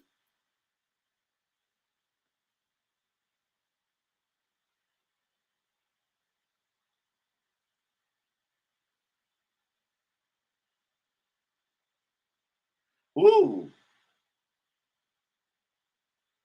I like that. Who want to go first? Who want this one? Take a look at it again. Look at it very carefully. Ooh, Holly. Oh, the women trying to jump up our front now. Oh, well, it's probably not going to be a surprise to anybody based on what little I've said so far. Medical freedom is a huge one for me, because if you don't have the right to dictate what goes in your body or your children's body, then what rights do you really have? You know, this is just something that I really love to quote Benjamin Rush. He was a signer of the Declaration of Independence, a physician and an activist. And he had said that unless we put medical freedom into the Constitution, the time will come when medicine will organize into an underground dictatorship to restrict the art of healing to one class of men and deny equal privileges to others will constitute the Bastille of medical science. All such laws are un-American and despotic and have no place in a republic. The Constitution of the Republic should make special privilege for medical freedom as well as religious freedom. And I always like to tell people, I don't think that he could see into the future, but that day has come. And we really need to be standing for medical freedom, because we've seen so many of our civil liberties be stripped away from us. And it's a creeping gradualism. I know a woman who survived the Holocaust. She used that phrase. She said, if her countrymen would have known what was coming, they would have fought to the death. However, it was incremental. It was this creeping gradualism. And I think that this is one of the big steps into just completely destroying our constitutional republic.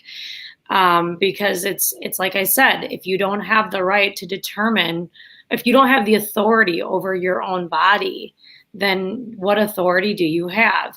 And it's just incredible to me, the things that people will give up to their government. And there's no reason for the government to have authority over our bodies. And, you know, one thing that I like to tell people is you can't submit to man in that way. We must always submit to God. And that's what I really feel like. It's really a slap in the face to him when we do that, to go along to get along. I mean, there's Project Veritas has all those videos that they've been doing. And one of the former, I think it was a Pfizer employee, he's a scientist. He had said, you know, they just basically want people to be so overwhelmed and stressed by this that they're like, I'm just going to do it so that I can exist in my community and I can just, you know, I can enter businesses easily. I can keep my job, and they just need to be so inconvenienced that they give in.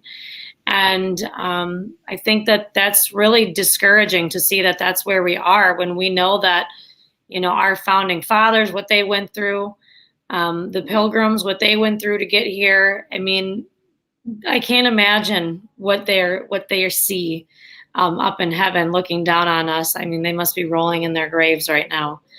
So that's definitely something that I feel very passionately about. And I think that it's connected to so many other areas regarding civil liberties. All right, who want to go next? Okay, so we're going to let the ladies go because y'all both hand went up at the same time. So after Sarah, time is you, okay? So my big hot topic is actually kind of twofold in a sense, because I don't think you can have one without the other. The first two rights that are mentioned in the Declaration of Independence are life and liberty.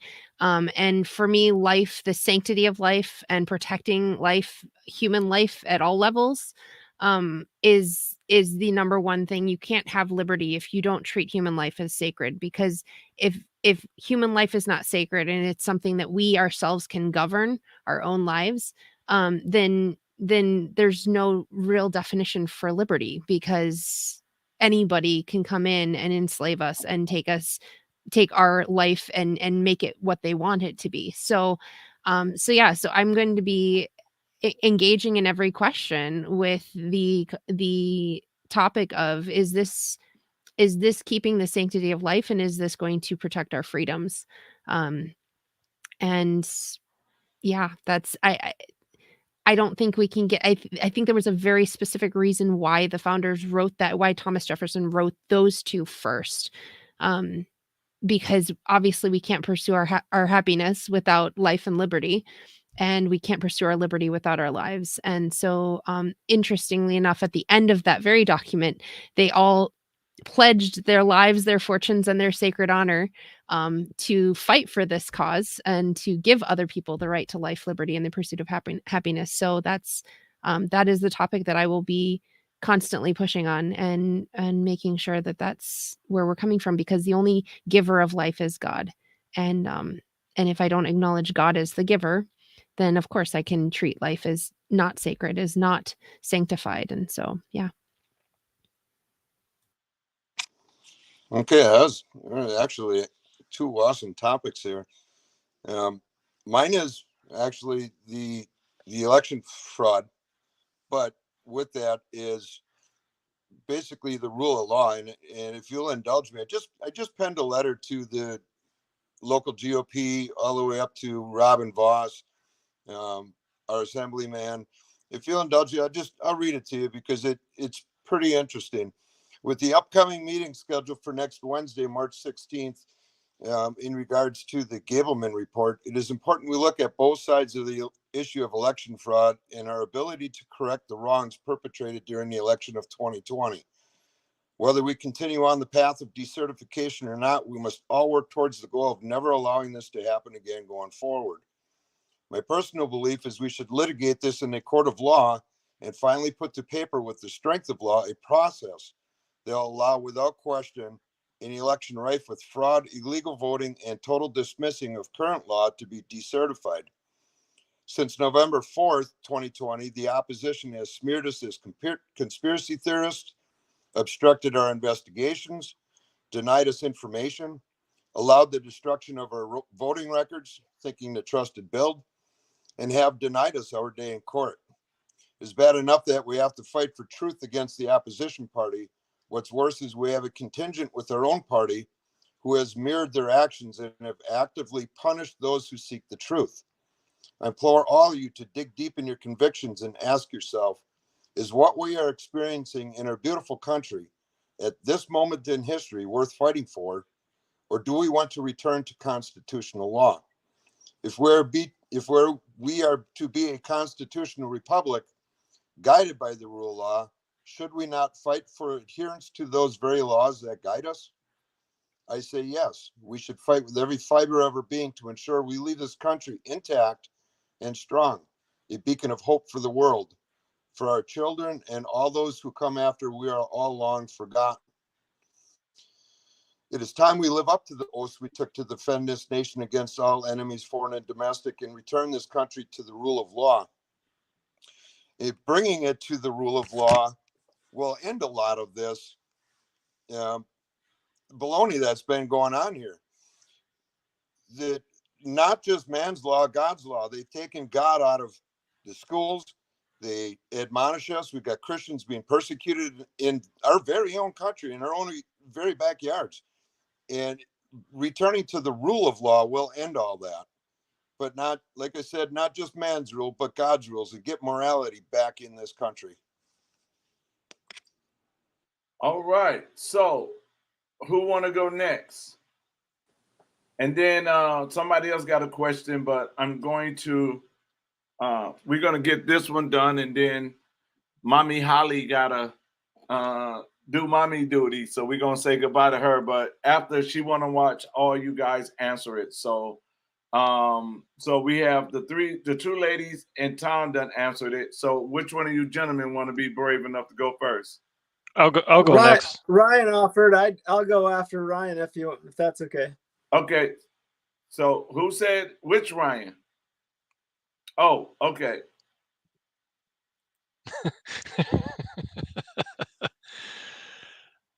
Hot button topic that hits home, and it's one I've brought up before. Is just the fact that we don't teach the Constitution to our students anymore. We train them to think that their authority, their rights are given by government, and that's not the case. Our rights are given by God. The Constitution merely enshrines those rights and directs the government that they are to protect those rights, that they can never take them away. And I think it was mentioned before by when the ladies about just that we're so eager to give our rights away at the first hint of trouble, and that's the wrong way to go about it. That's how you lose them. And I view everything that's going on the last few years here now is just a test at how much can our government get away with in taking our rights. How far is too far, and then they back off. We need to raise up a generation that stands up, that defends the Constitution, that asserts their rights as granted by God and enshrined as with the Constitution. The Constitution is a contract, really, between the people and our government, that the government is going to uphold those. We need to hold them accountable to that. We need to teach our kids how to hold our government accountable for that, to that, and not to continually try and chip away at them in the interest of things like public safety, or we're doing it for your own good. I mean, Americans are smart people. We know when we've been had, and we've certainly been had, and we have to get back to that good civics education, and making sure our kids know their Constitution, know what it says, know the power it holds for them as they go forth and call it battle with politicians who want to put in place measures that are for the good of all, when it's really a measure to cement their own power.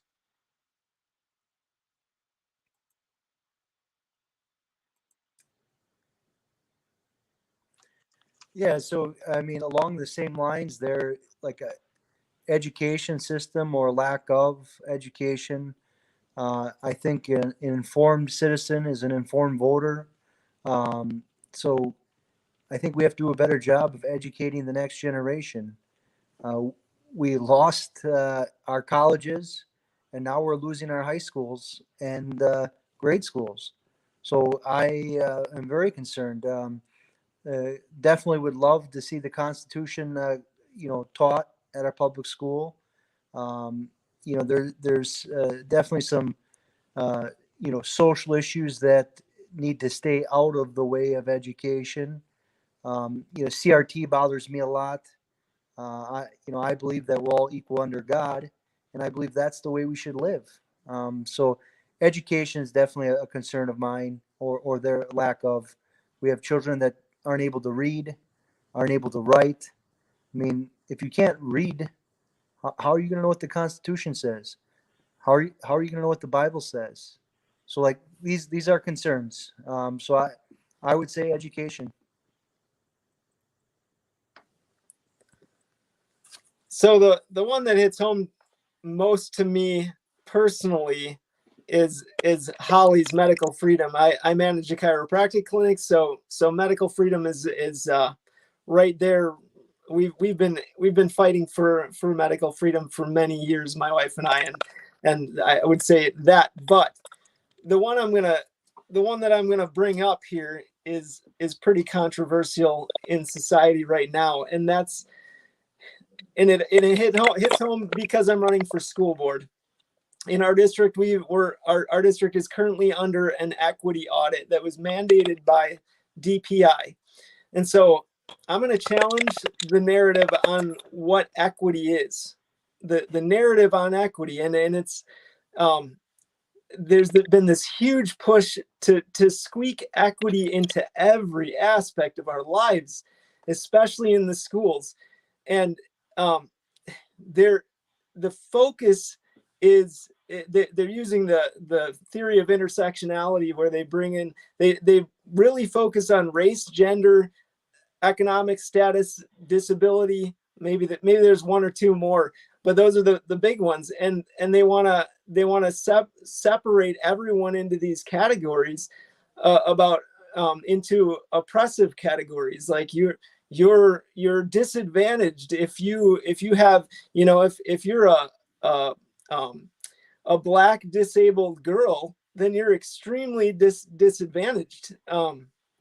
Whereas if you're a rich white boy, then you shouldn't have any problems at all. But in reality, that's not the case. And I really want to challenge that, because I know for a fact that you could have a disabled black girl who has a great home life, and she's doing just fine. And even she could even be poor.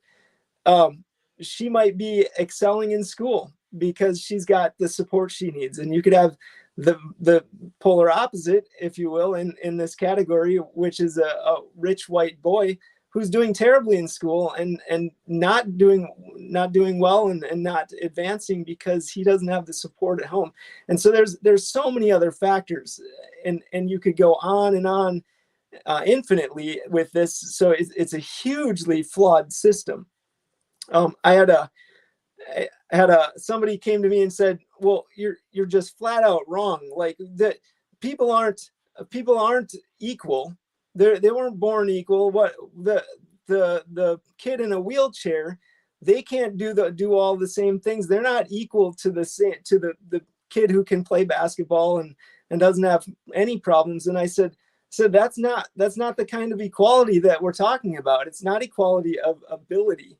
The Constitution and the Bible talks about equality and all people being created equal in value.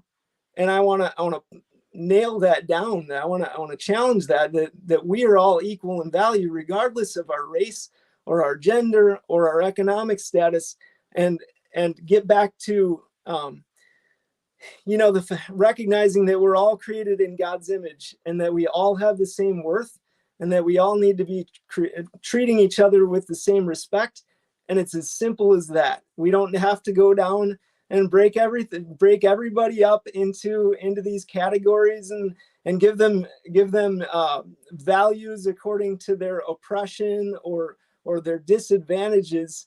We can just treat each other like God's children and like human beings, and we can really thrive. And if we can all recognize that and get this equity business on the right track and actually treat each other reasonably like human beings, we can really thrive, and we can move we can move our schools forward, and we can move our communities forward.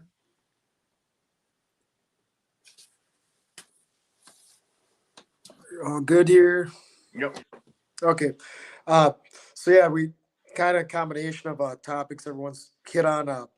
Obviously, big health issue here in Manitowoc County. Manitowoc School Board, right after the primary, the mask mandate was dropped. I've always felt it should be optional, depending on your beliefs, and also vaccination shouldn't be mandatory either. I've been vaccinated due to family members wanting, in order for me to see my nieces and nephews. That was best choice for our family. Another thing, as Aaron was kind of talking about equality, So I'm the vice president of White Law Warriors.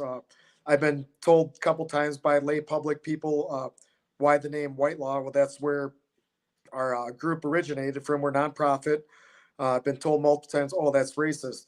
Well, we have a lot of minorities on our team: white, girls, black, Hispanic, everything. I mean, we're a very well mixed club, and a lot of them feed into the Manitowoc Two Rivers Public School District.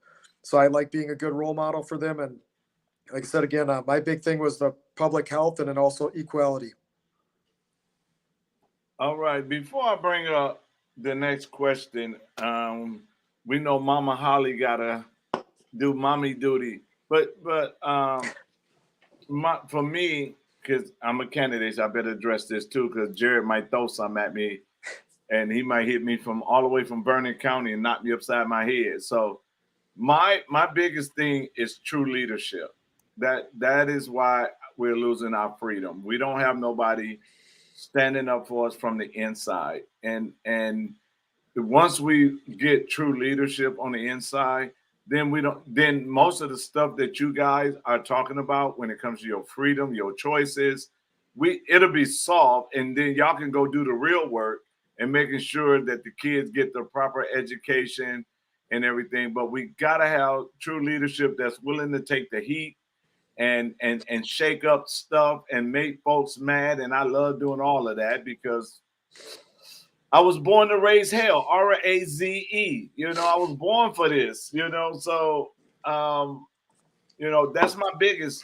Without leadership, we ain't going to have God in government. Without leadership, you know, because leadership got to make some tough decisions and it got to be willing to do some things that nobody else done. So with that being said, we're going to give Holly the floor to give us her final words and final comments and let her go be mommy. Hold on. There you go. Yeah, I guess in closing for me, looks like you guys might be here a while. God bless you all. You were right when you said it's addicting. I was like, I got to be off at 9 o'clock, and I'm like, whoa, it's almost 10. Yeah, I mean, really, I guess as a candidate, my focus is going to be, I'm extremely pro-life. I really liked how the constitutional queen, I like how she had laid out why, if you don't have the right to life, then none of the other things can follow. I was talking to another representative a while back, and I know over the years in studying abortion and all of that, I've had people say, like, why do you care so much? And I was talking to a representative recently who used the phrase, he's grossly informed. And that's how I would label myself, as I'm grossly informed. And so I really plan to take a serious leadership role regarding pro-life issues, pro-Second Amendment, obviously pro-medical freedom. And I just love my country and my Constitution. And so I will do whatever I can, backed by the Holy Spirit. I fully expect that as God has called me to do this. I mean, I'm a homeschool mom as well. In a perfect world, I would just be at home schooling my kids, driving the tractor, running the farm with my husband. But we aren't living in a perfect world anymore. Or, well, I guess we never were, but it's becoming more and more apparent. And so I really believe that, God has been preparing me for this last decade to step into this role. And so I really believe that my love for the people and all of the things that I've been dabbling in all of these years is not just for me, but for the people that I'm seeking to represent. So with all of that said, I'm just really grateful for opportunities like this to share this information with people. Also have people reach out and ask these questions that are extremely important, because as we said earlier, assuming you are elected, a representative or an elected official, you are to represent the people. You don't achieve celebrity status. And so it's important to know what they want and they need.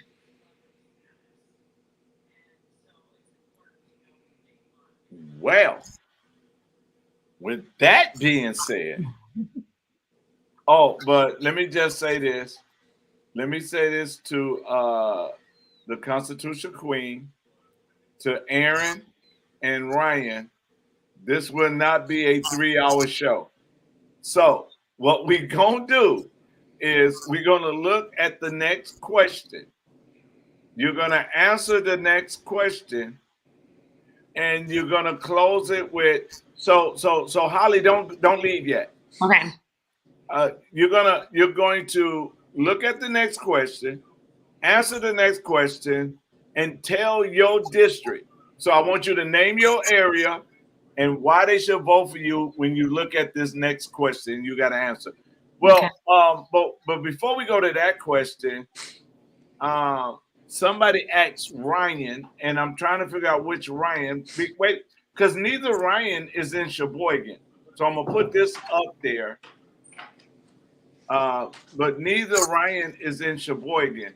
So if any one of you Ryans want to touch on that, you can. But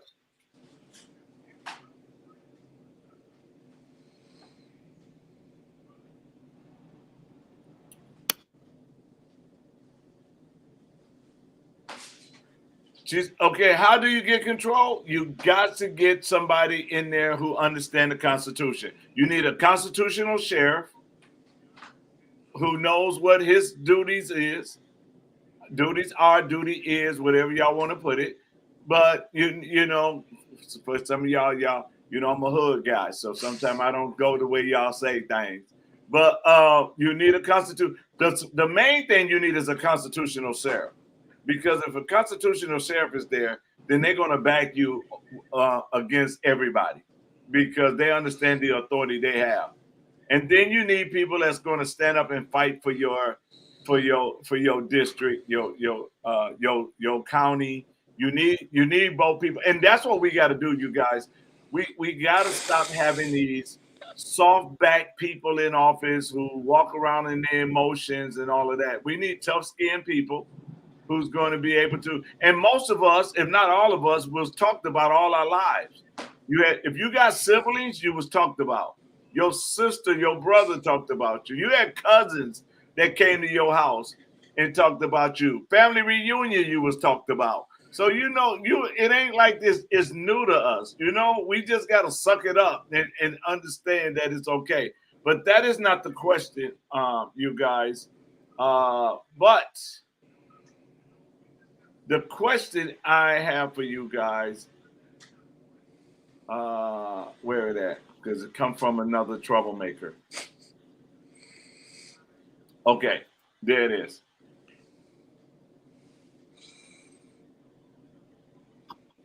Calling Kevin not a troublemaker? What? Someone had to be. Ed's been pretty quiet tonight. I know, right? So, yeah. So this is the question. So when you answer the question, then I want you to talk to your district. Matter of fact, talk to your district with your answer. So don't do it a broad answer for the whole state. Take it home. Take it to your area. All right? I need you to take it to your area. So let me ask this question. Really, Kevin? I never disappoint. So let's go back to the question, and then y'all tell me who want to go first. Ooh, pick me. Okay, everybody had their hand up again. Yeah. This time I'm gonna let Tom go first because the ladies, he beat y'all this time. Sorry, ladies. Well, I tell you what, it's actually going to be a really easy question for me because that's one of the reasons I'm running, not just to represent the people in my community, but to finally get my say, as they say, get my say in court. And I actually told the county board, Mariner County Board, that if I'm not going to be allowed to speak with you at the board, then I will run to be on the board and you won't have a choice but to listen to me. So it really grew into a pretty good movement where, like I was saying before, we got 13 candidates running, where we will carry our voice and we will get through that adversity. And that, like the question says, the complete arrogance of the leaders or representatives that think they're leaders are giving us. It's their way, the highway, you know, so they will listen to us once we get on that board, and we'll get through all them issues that, you know, that this question brings up. All right, I'll go this way. Okay. I was excited about this one because I kept thinking about it in the terms of being a mom, and I have 5 kids and they're ranging from age 13 all the way down to 1. Some of them might actually be watching me right now. So sorry, I'm putting you guys on the spot.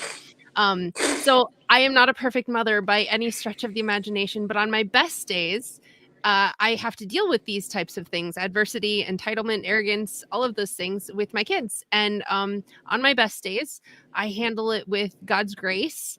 I handle it with maybe a few tears, although I won't necessarily do that on the county board. But I do it with the heart of somebody who wants to be teachable, and also somebody who wants to teach and guide and persuade.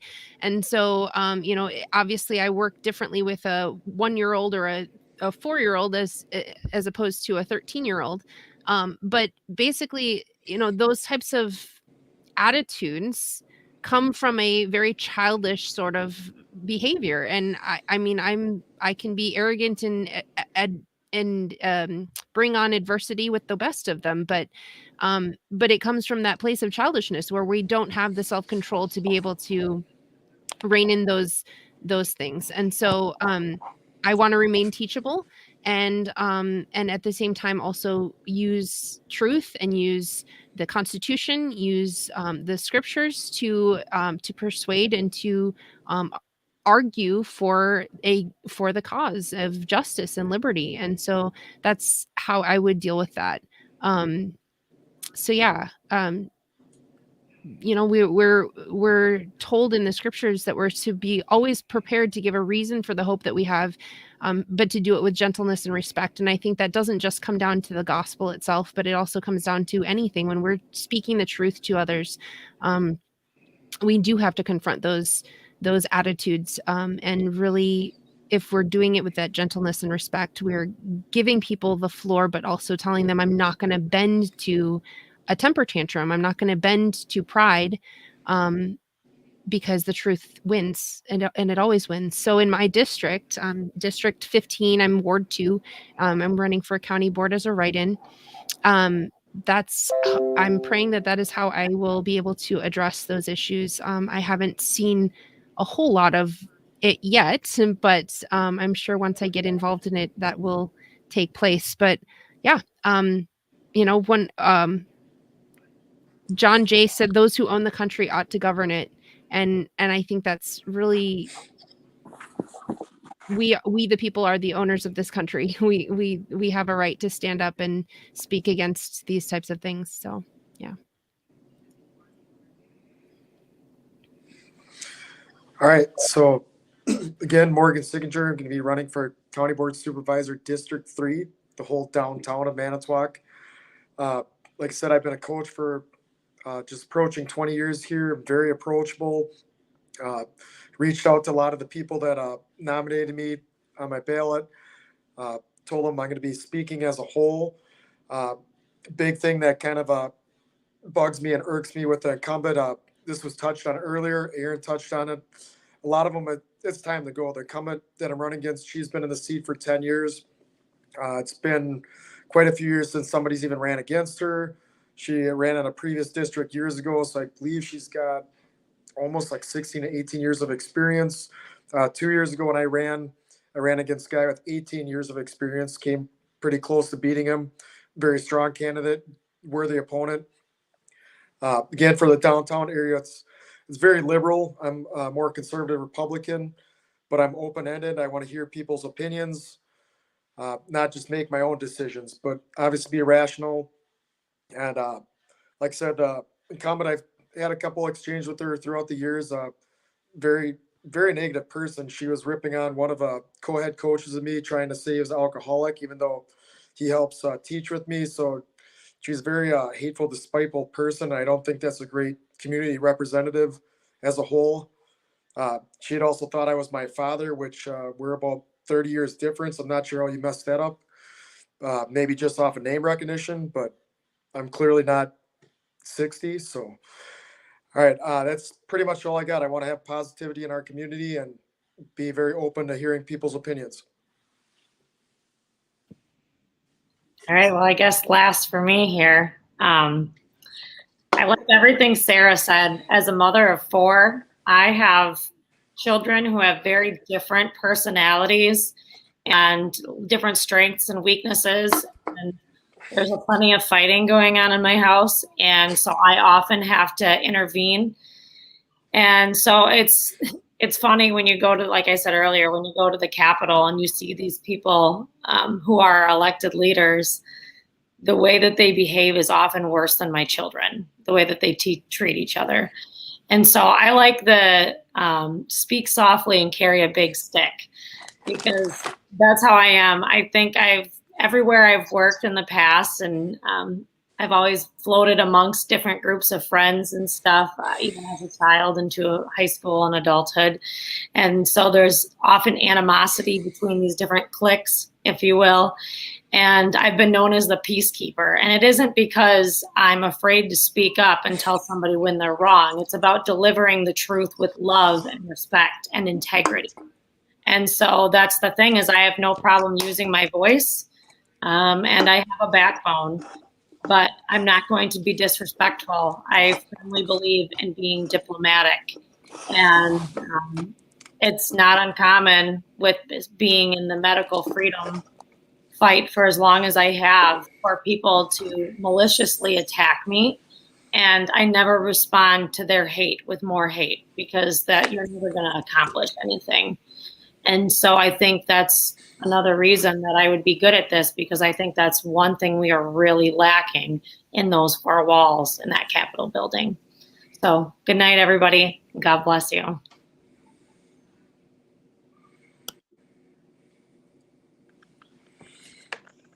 Yeah, so I just, love and respect, wisdom and discernment, with a solid foundation. I mean, we're always going to have that. That's the way it's always going to be. So I think that's how we need to respond to those people. That's pretty much it.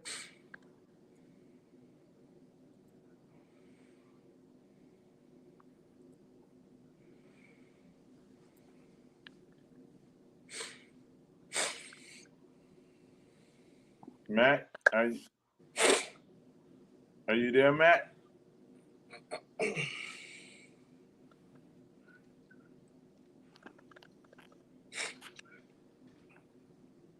Okay, we have to come back to Matt. I don't know what's going on. So let's go there.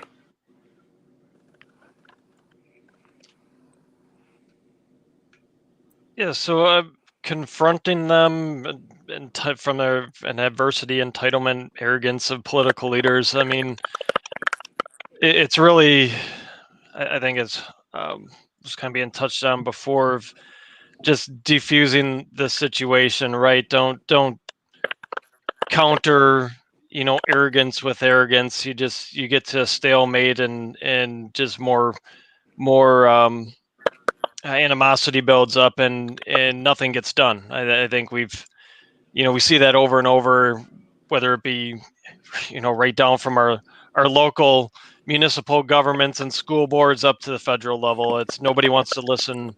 Everybody's, thinks they're the greatest thing since sliced bread, and have all the ideas and all the answers, and everybody should listen to them, and they want to implement their agenda. I mean, it's a matter of first diffusing that situation by listening, asking questions, and then putting that reminder out that it's especially running for school board. It's it's not an agenda thing. The only agenda that anybody running for a school board should have, or involved with a school board should have, is, what's the best for our kids and for their education. That's going to give them the solid footing they need to go out and compete in this world. There shouldn't be any agenda driven with that, and that's where it comes from. I think, we've seen so much with the school boards. It's it's either a left or a right thing. A school board especially shouldn't be a left or a right thing. It should be what's best for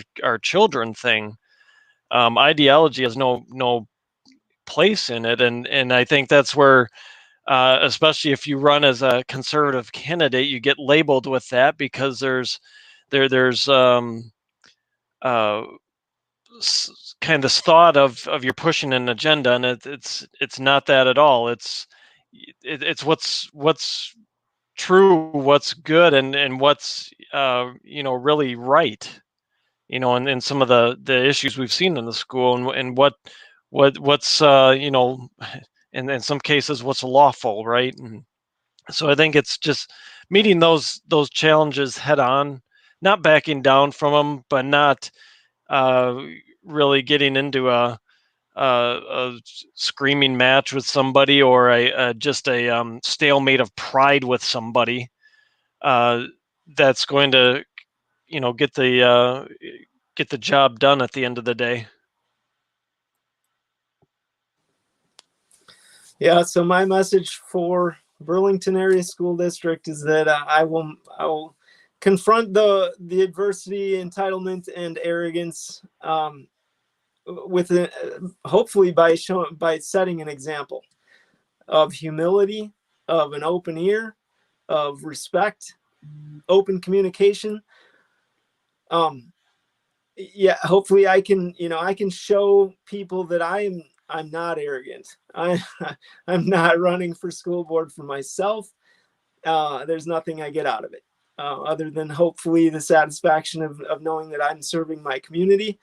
And I'm hoping that by showing that I can listen to opposing views without getting angry, and I can listen to parents and their perspectives and their concerns, and I can address those things, and again, in a respectful way.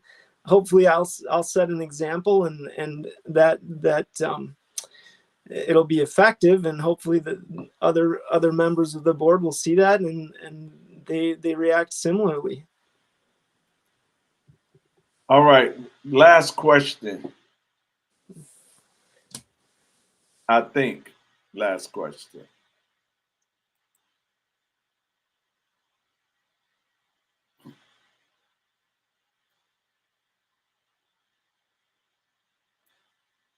So have any of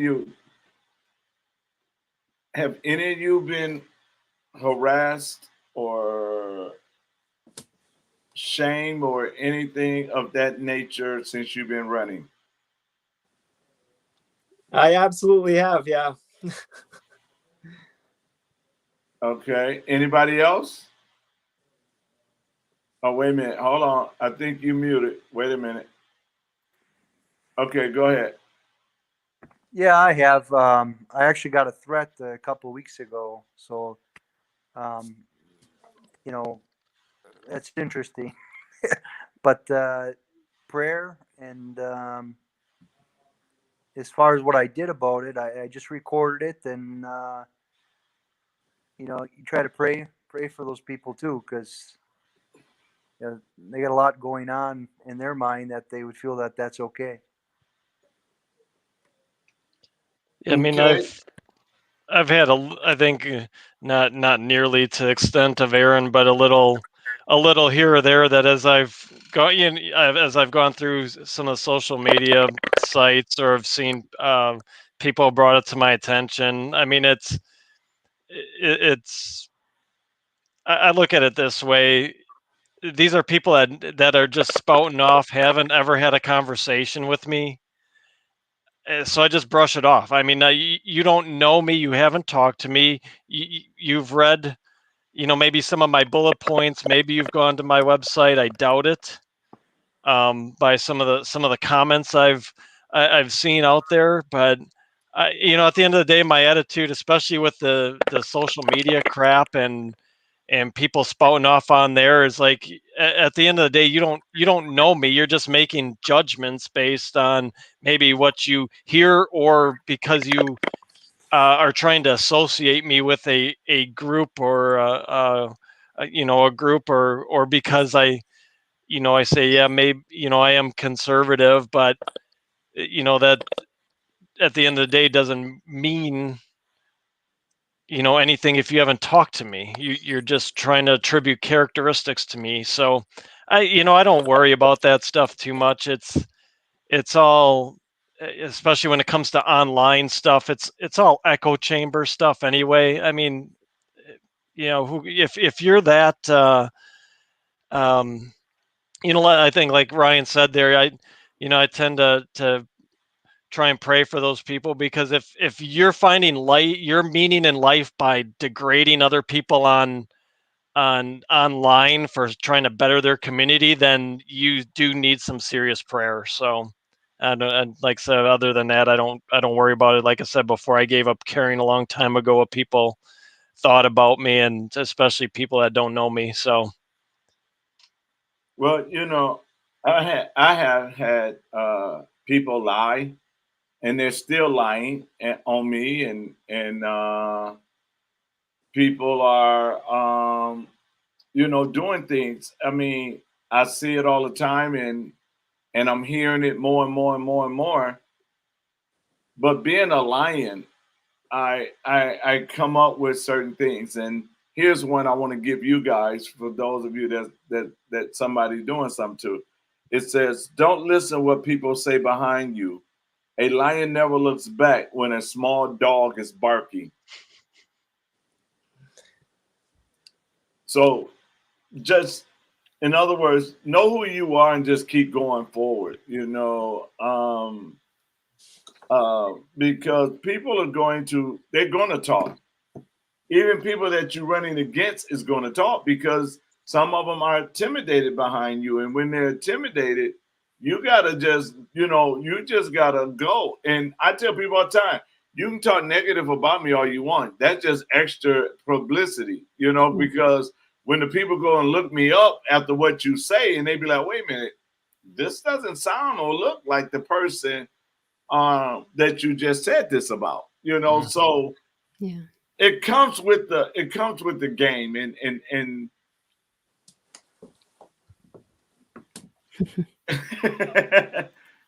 there you go. So just stay focused on the task. Yeah.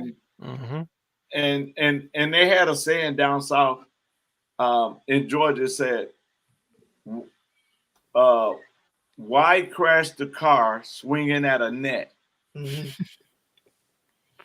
Now, a little net can't do nothing. It doesn't harm you. It just get on your nerves. It doesn't do anything. Yeah. But you swinging at that and crashing the car. In other words, that means you're going to lose focus. Yeah. Okay, let's say school board candidates. Let's see what.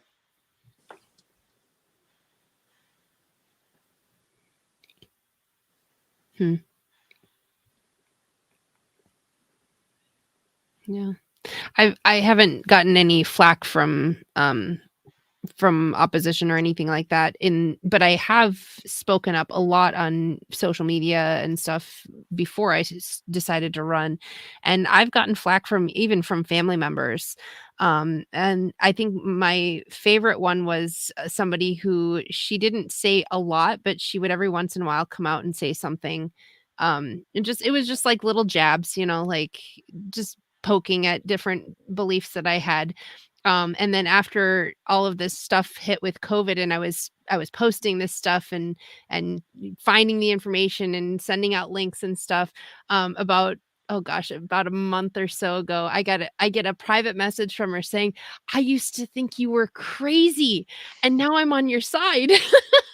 And it just made me laugh, because it was a family member I rarely talked to. It was an extended family member, and it wasn't anybody that had any real relationship with me, but it was interesting to see that truth does win in the end, right? It is persistent, and if we stick with our with the truth, if we stick, my goodness, I was starting to sound like a leftist.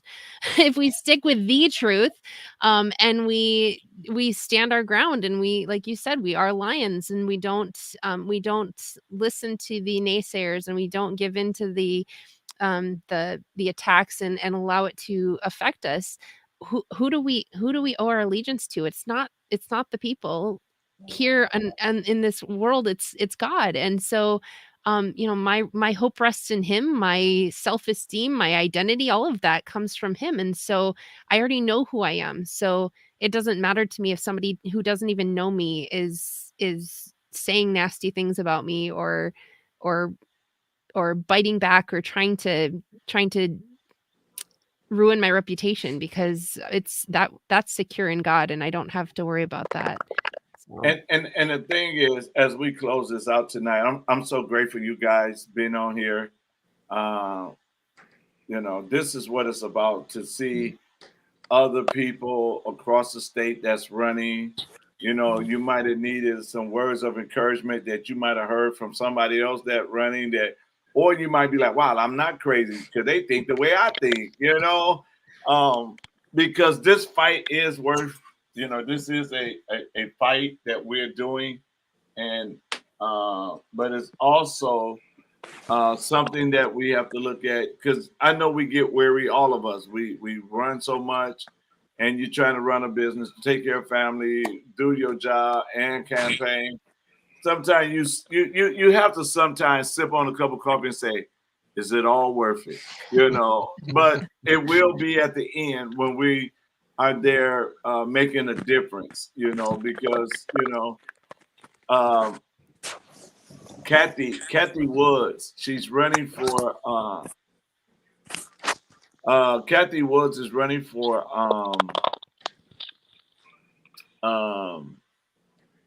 Alderman. I better not say woman, she'll jump me, but Alderman in Kenosha.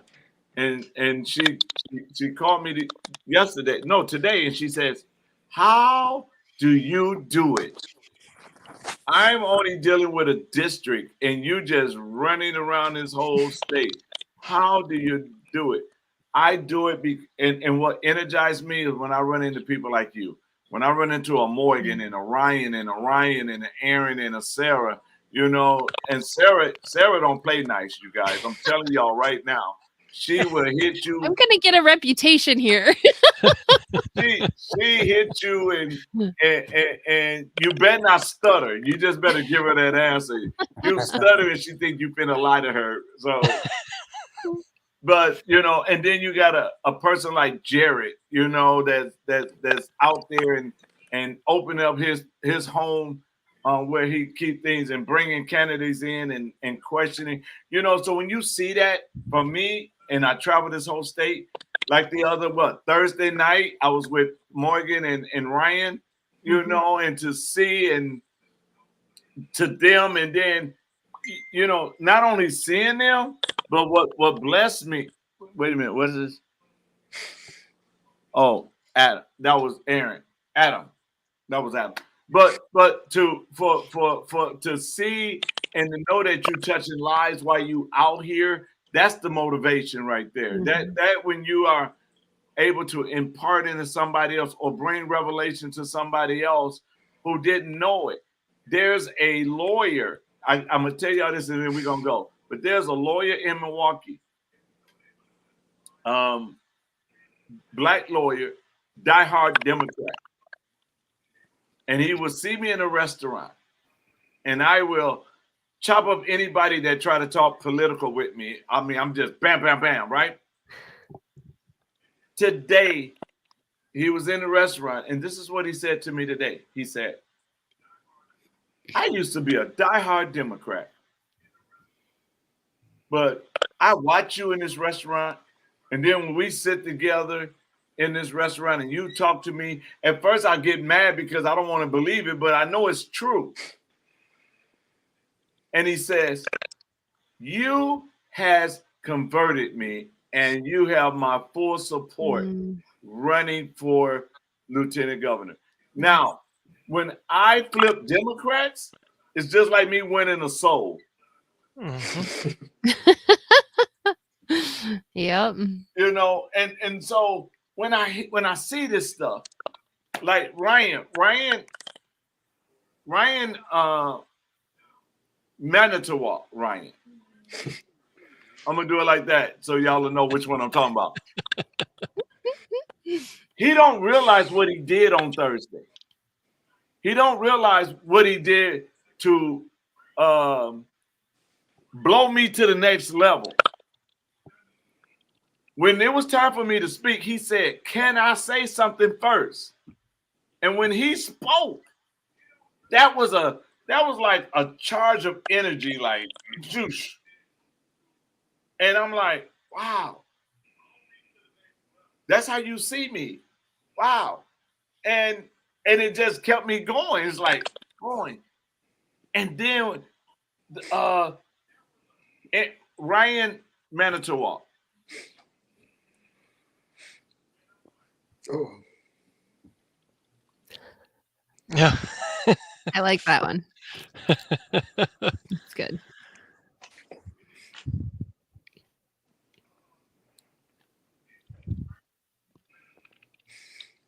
He froze again. Yep. This is why I like having meetings in person whenever possible. Yeah. It is kind of fun to bring everybody around from around the state, though. It's Yeah, kind it of cool. is. No, But yeah, I it's totally like cool. face to face better. in person's always good. Mm-hmm. Yeah. Wow. So Ryan from Manitowoc, what was it that you said What did you that say? boosted him to the next level? Yeah. Well, a couple of years ago, it was like in the beginning of COVID. You know, Dr. David King came down and spoke to a group of us, On branch.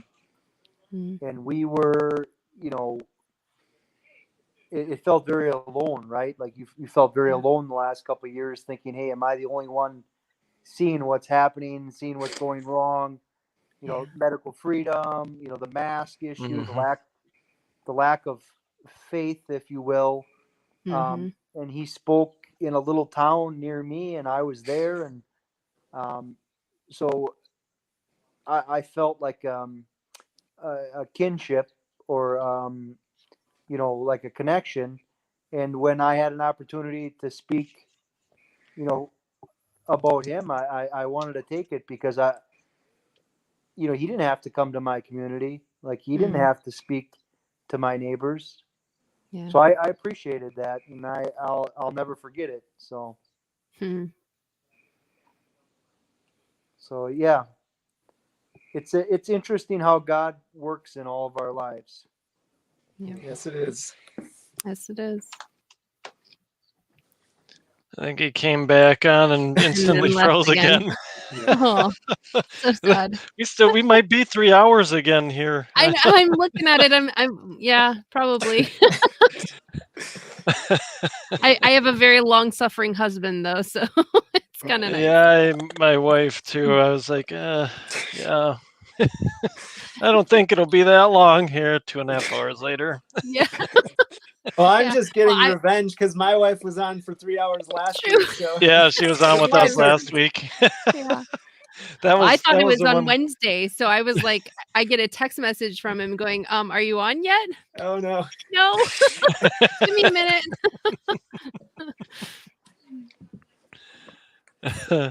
Oh man, I don't know if anybody can read the comment from Jared. Yeah, I read it. Yeah. That's Okay, good. yeah.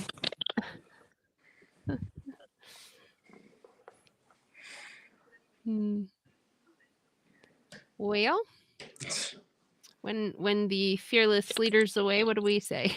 I don't know. I think it's still recording too, and I Yeah. think he's the only one Well, that can shut we're it down. Right. Yeah, that's true. Yeah.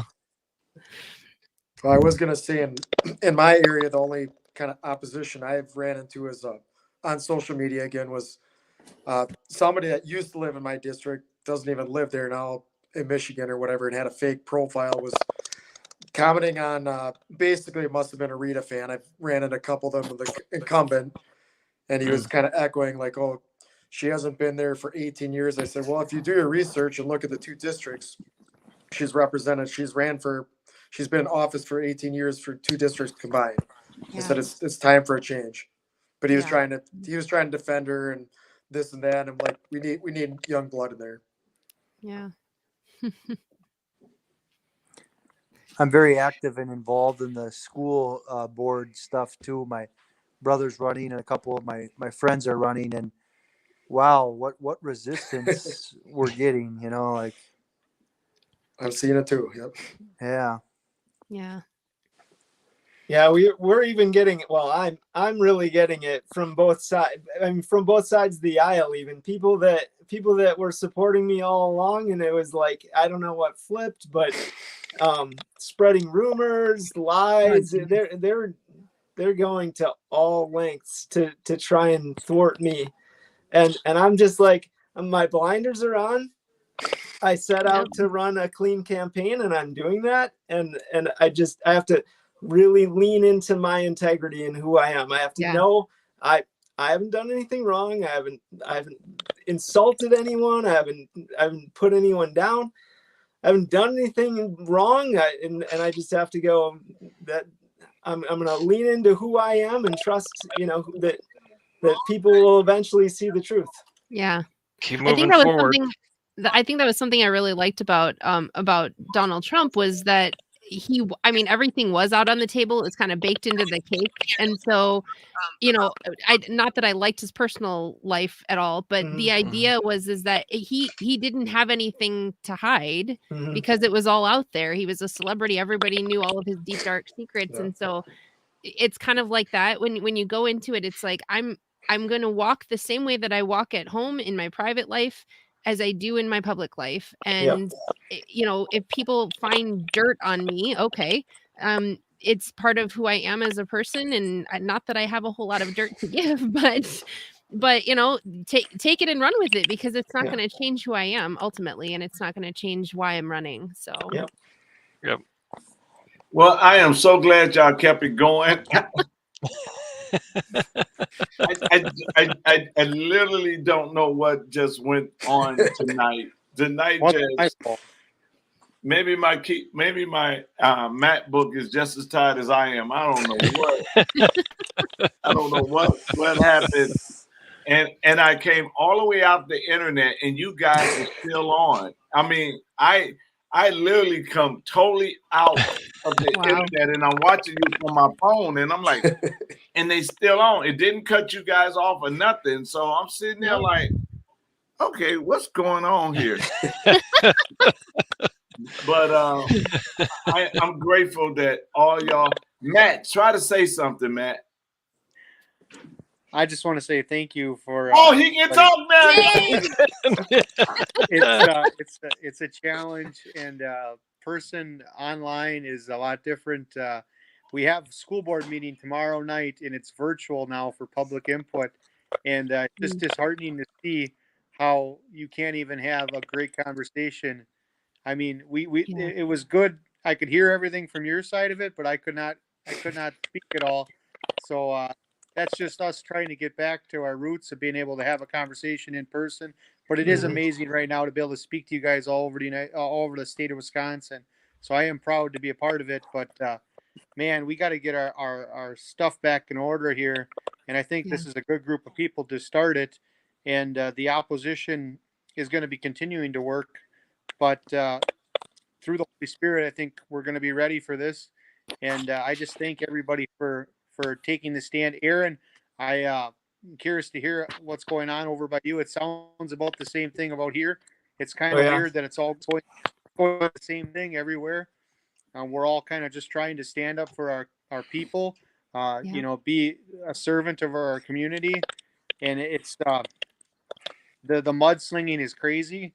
We're just trying to be good fathers and mothers and community members.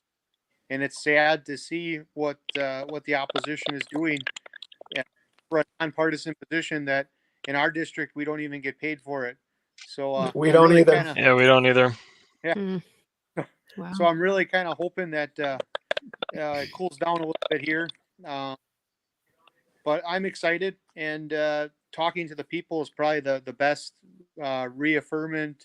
reassurance that I can have, is knocking on doors and talking to people, saying that they want change, and Yeah. being a stakeholder in the community, being a presence, having relationships, community relationships. I think that's how we're going to change this. Yeah. Being able to talk to the boys and girls at a community level, being coaches, the YMCA, all those things that we can be a public figure to represent the things that we have been taught as children, and now we're trying to do it as parents and community members. I think that's how we can turn this country around and this state around. And there are more of us than there are them. That's the truth. We need to see that and know that. And the internet is a whole nother beast. And I think the people that are on there fighting, and like you said, the other gentleman said about the echo chamber. Yeah, it's completely right. How many people do you see in the grocery store that would ever say that to you? Even any grocery store, by that manner, they won't. Yeah. So that's what I just am so disheartened to see, that there's a whole new reality online, and I don't want that reality for me.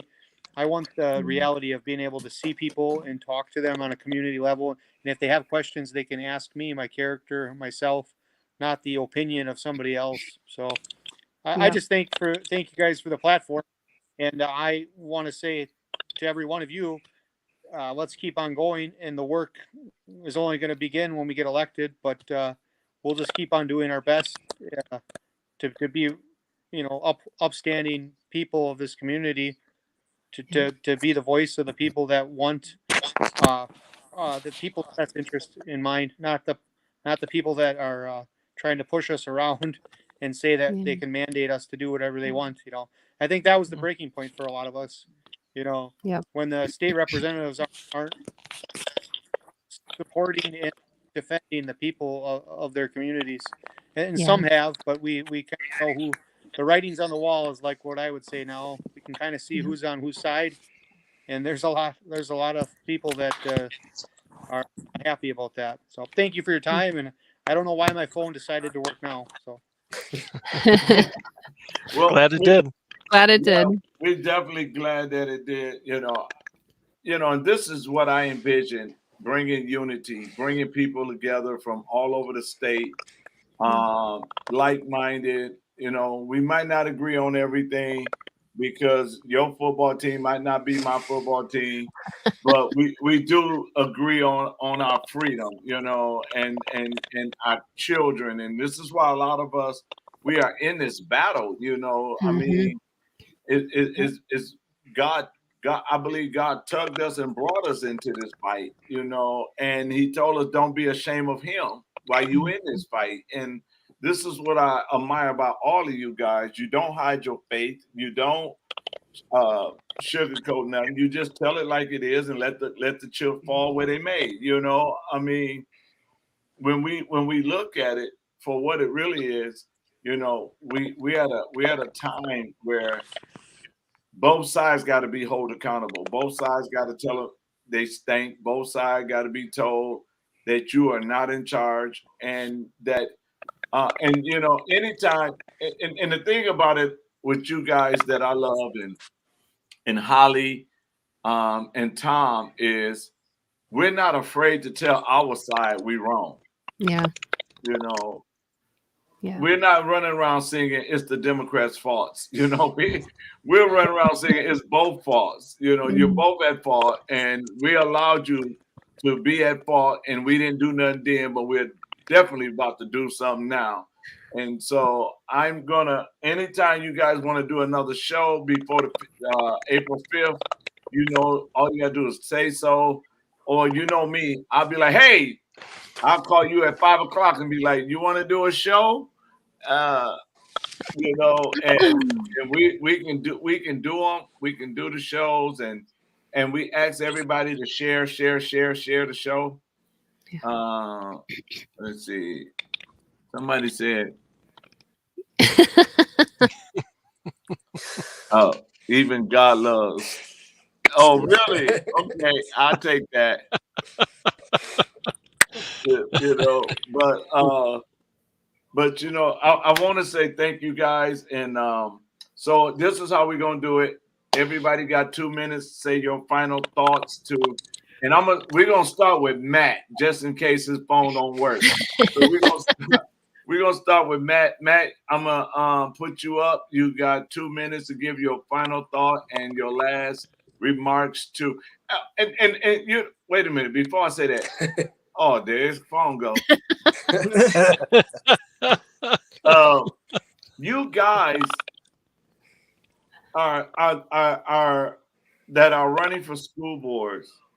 You guys are the most selfless people I ever met because you ain't even getting paid, and you that's selfless.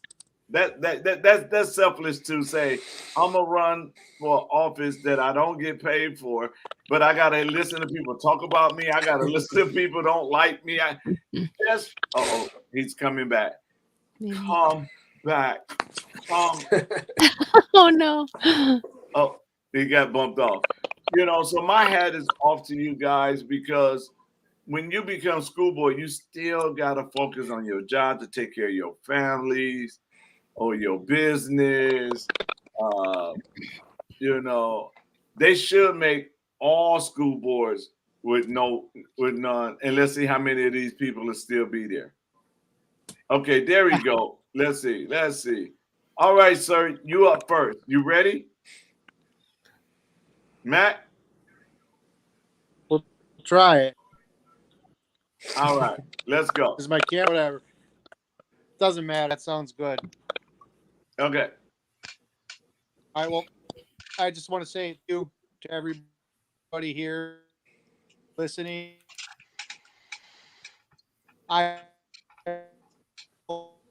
We're pushed around.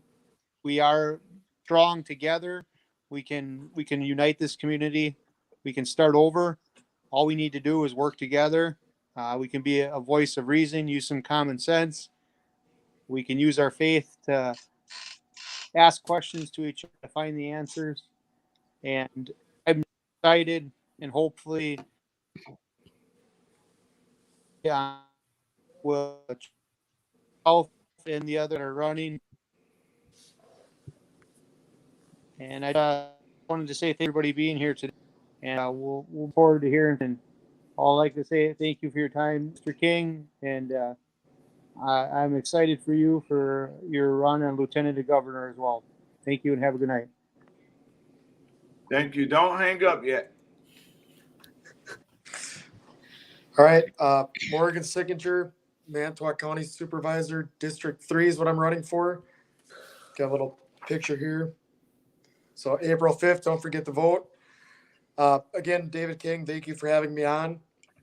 I want to bring some positivity to our district here. Like I said, it's the whole downtown district, includes our whole tourist area.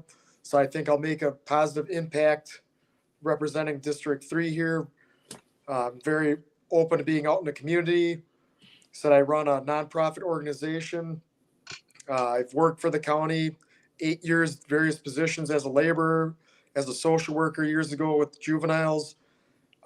Very rooted in this community, God-fearing individual.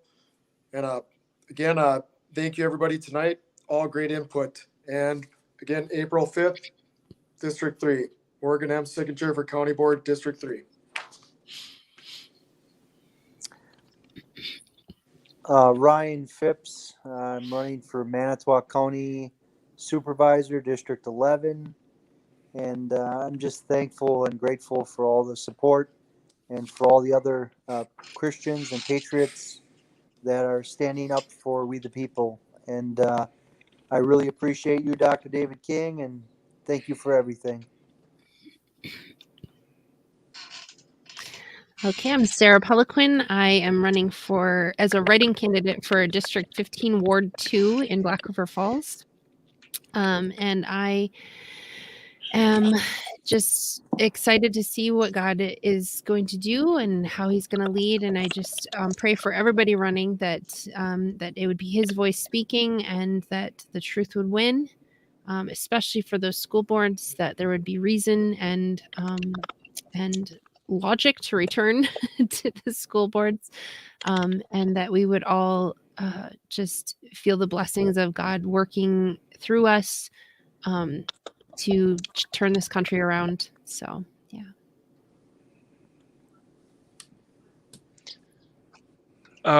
Ryan Mueller, Burlington School Board, running for Burlington School Board. I think the biggest, I guess, last thought is it's not only those of us here that are running. We're just the ones that have chosen to stand up. We're not going to be successful without the support of you, the community behind us. When it comes to our communities and taking back our government, it's up to all of us. We're all the leaders we've been looking for, whether we're the ones standing up to run for the office or the ones that are contacting the reps or supporting those running for office. We're all leaders in this. And I think I said it the last show or a couple of shows ago, if you want to know who's going to help change this, stand up and go stand in front of a mirror, because it takes all of us. It can't just be, kind of call it a set it and forget it model. You elect somebody that you feel is going to do a good job, and then you don't hold them accountable. I mean, that's how we got in this mess in the first place, right? It takes all of us together. So I appreciate David King having me on. Always enjoy coming on doing this, and especially with the Constitutional Queen. And like I said, I love being on with our next Lieutenant Governor and my compatriot here in Aaron being the next 2 seats for the Burlington School Board. So thank you all for your support. Thank you all for watching, and have a good night. Yeah, Aaron Melby running for Burlington School Board, trying to do it selflessly as much as possible. Dr. King, thanks for bringing us all together here. And as far as I'm concerned, we just had almost 3 hours of church. So anytime we can do that, that's pretty awesome. Whether I'm elected to the school board or not, I'm super grateful for the connections that we've made and the direction that I feel our state is going in, and all of the people that we've seen, I've met at events and seen on your show. It gives me hope. And I'm extremely grateful for everybody who's willing to stand up and do something, and not just turn a blind eye to something they see as wrong. So thank you again. And hopefully Ryan and I will be successful on April 5th. Well, my prayer that every one of you that's on here, and also Tom, because Holly's race is going to be in November, that you got, August primary, but that you all are successful, that the hand of God will be on not only on your race, but once you in office. And I'm praying that God will give all of you guys divine wisdom, divine idea, and divine favor in your race. We said we wasn't going to have a 3-hour show, so Lord forgive us for lying. We're still under. We almost there though. We got a couple of minutes. We almost there, but this is what happens when you put patriots together and true people of God together, and and then the feedback from the people on the outside that's texting and watching and sending things. And we thank God for those who sent questions. Kevin Nudd, J-Rod, that's what I call Jared. He's J-Rod.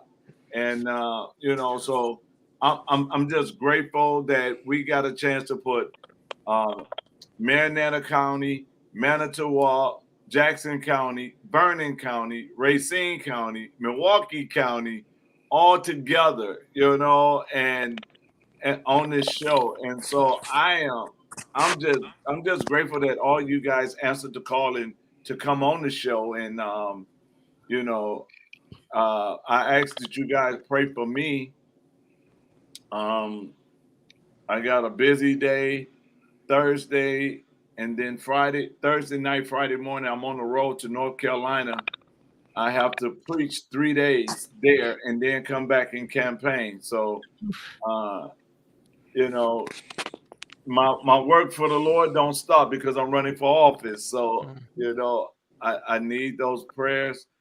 But I'm excited about it. I'm blessed to have all you guys and met you guys, and I was blessed to meet J-Rod, and blessed to meet Kevin, and blessed to meet Brock and everybody else.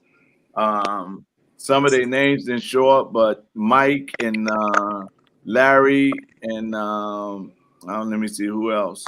Austin and Kelly Wilson. You know, so we had a lot of different people, and we also had people from LinkedIn and Twitter and YouTube watching, because when I look at the numbers, it shows me how many numbers on Facebook, but the numbers that's saying on Facebook is not the same numbers that were showing up when everybody was on. So, so that means it went from YouTube and the other one. So I'm grateful, even though we had the enemy messing with the internets and stuff. Next time I'm gonna dispatch my angels to watch the internet. That it doesn't happen. But I'm again, you guys, I'm grateful. I thank God for all of y'all. The Constitutional Queen, who's always with me, no matter when I call, she's right there. So I'm My grateful. pleasure. You know, so I'm grateful to each one of y'all. I thank God for you guys. This Thursday, I will be in Goodman, Wisconsin, at an event with Brother Tom that was on Thursday morning. I'm at an event with Dr. J. I call him Dr. J. So I'm meeting with Dr. J on Thursday morning, and then it's on the road to North Carolina. And then when I get back that next week, starting next Thursday, I'm up in God's country. That's what they call it. I'm up in God's country, Washburn County. So I'll be in Washburn County, Barron County. Then so I'll be in Shell Lake. I don't know where in Barron County I'm gonna be. Then I'll be in Cumberland, Spooner, and then Sunday morning I'm preaching at one of the churches. I don't know which one, Shell Lake, Cumberland. Wherever, I'm up north for 4 days before I can come back home. So I take this race very serious because I'm fighting for you guys' children. So this is why I'm doing what I'm doing. I'm gonna close it like this. I am Dr. David D. King, and I am your next Lieutenant Governor. Until next time, we want to say goodbye to Facebook, goodbye to Twitter, goodbye to YouTube, and goodbye to LinkedIn until we see you guys again. God bless. God bless.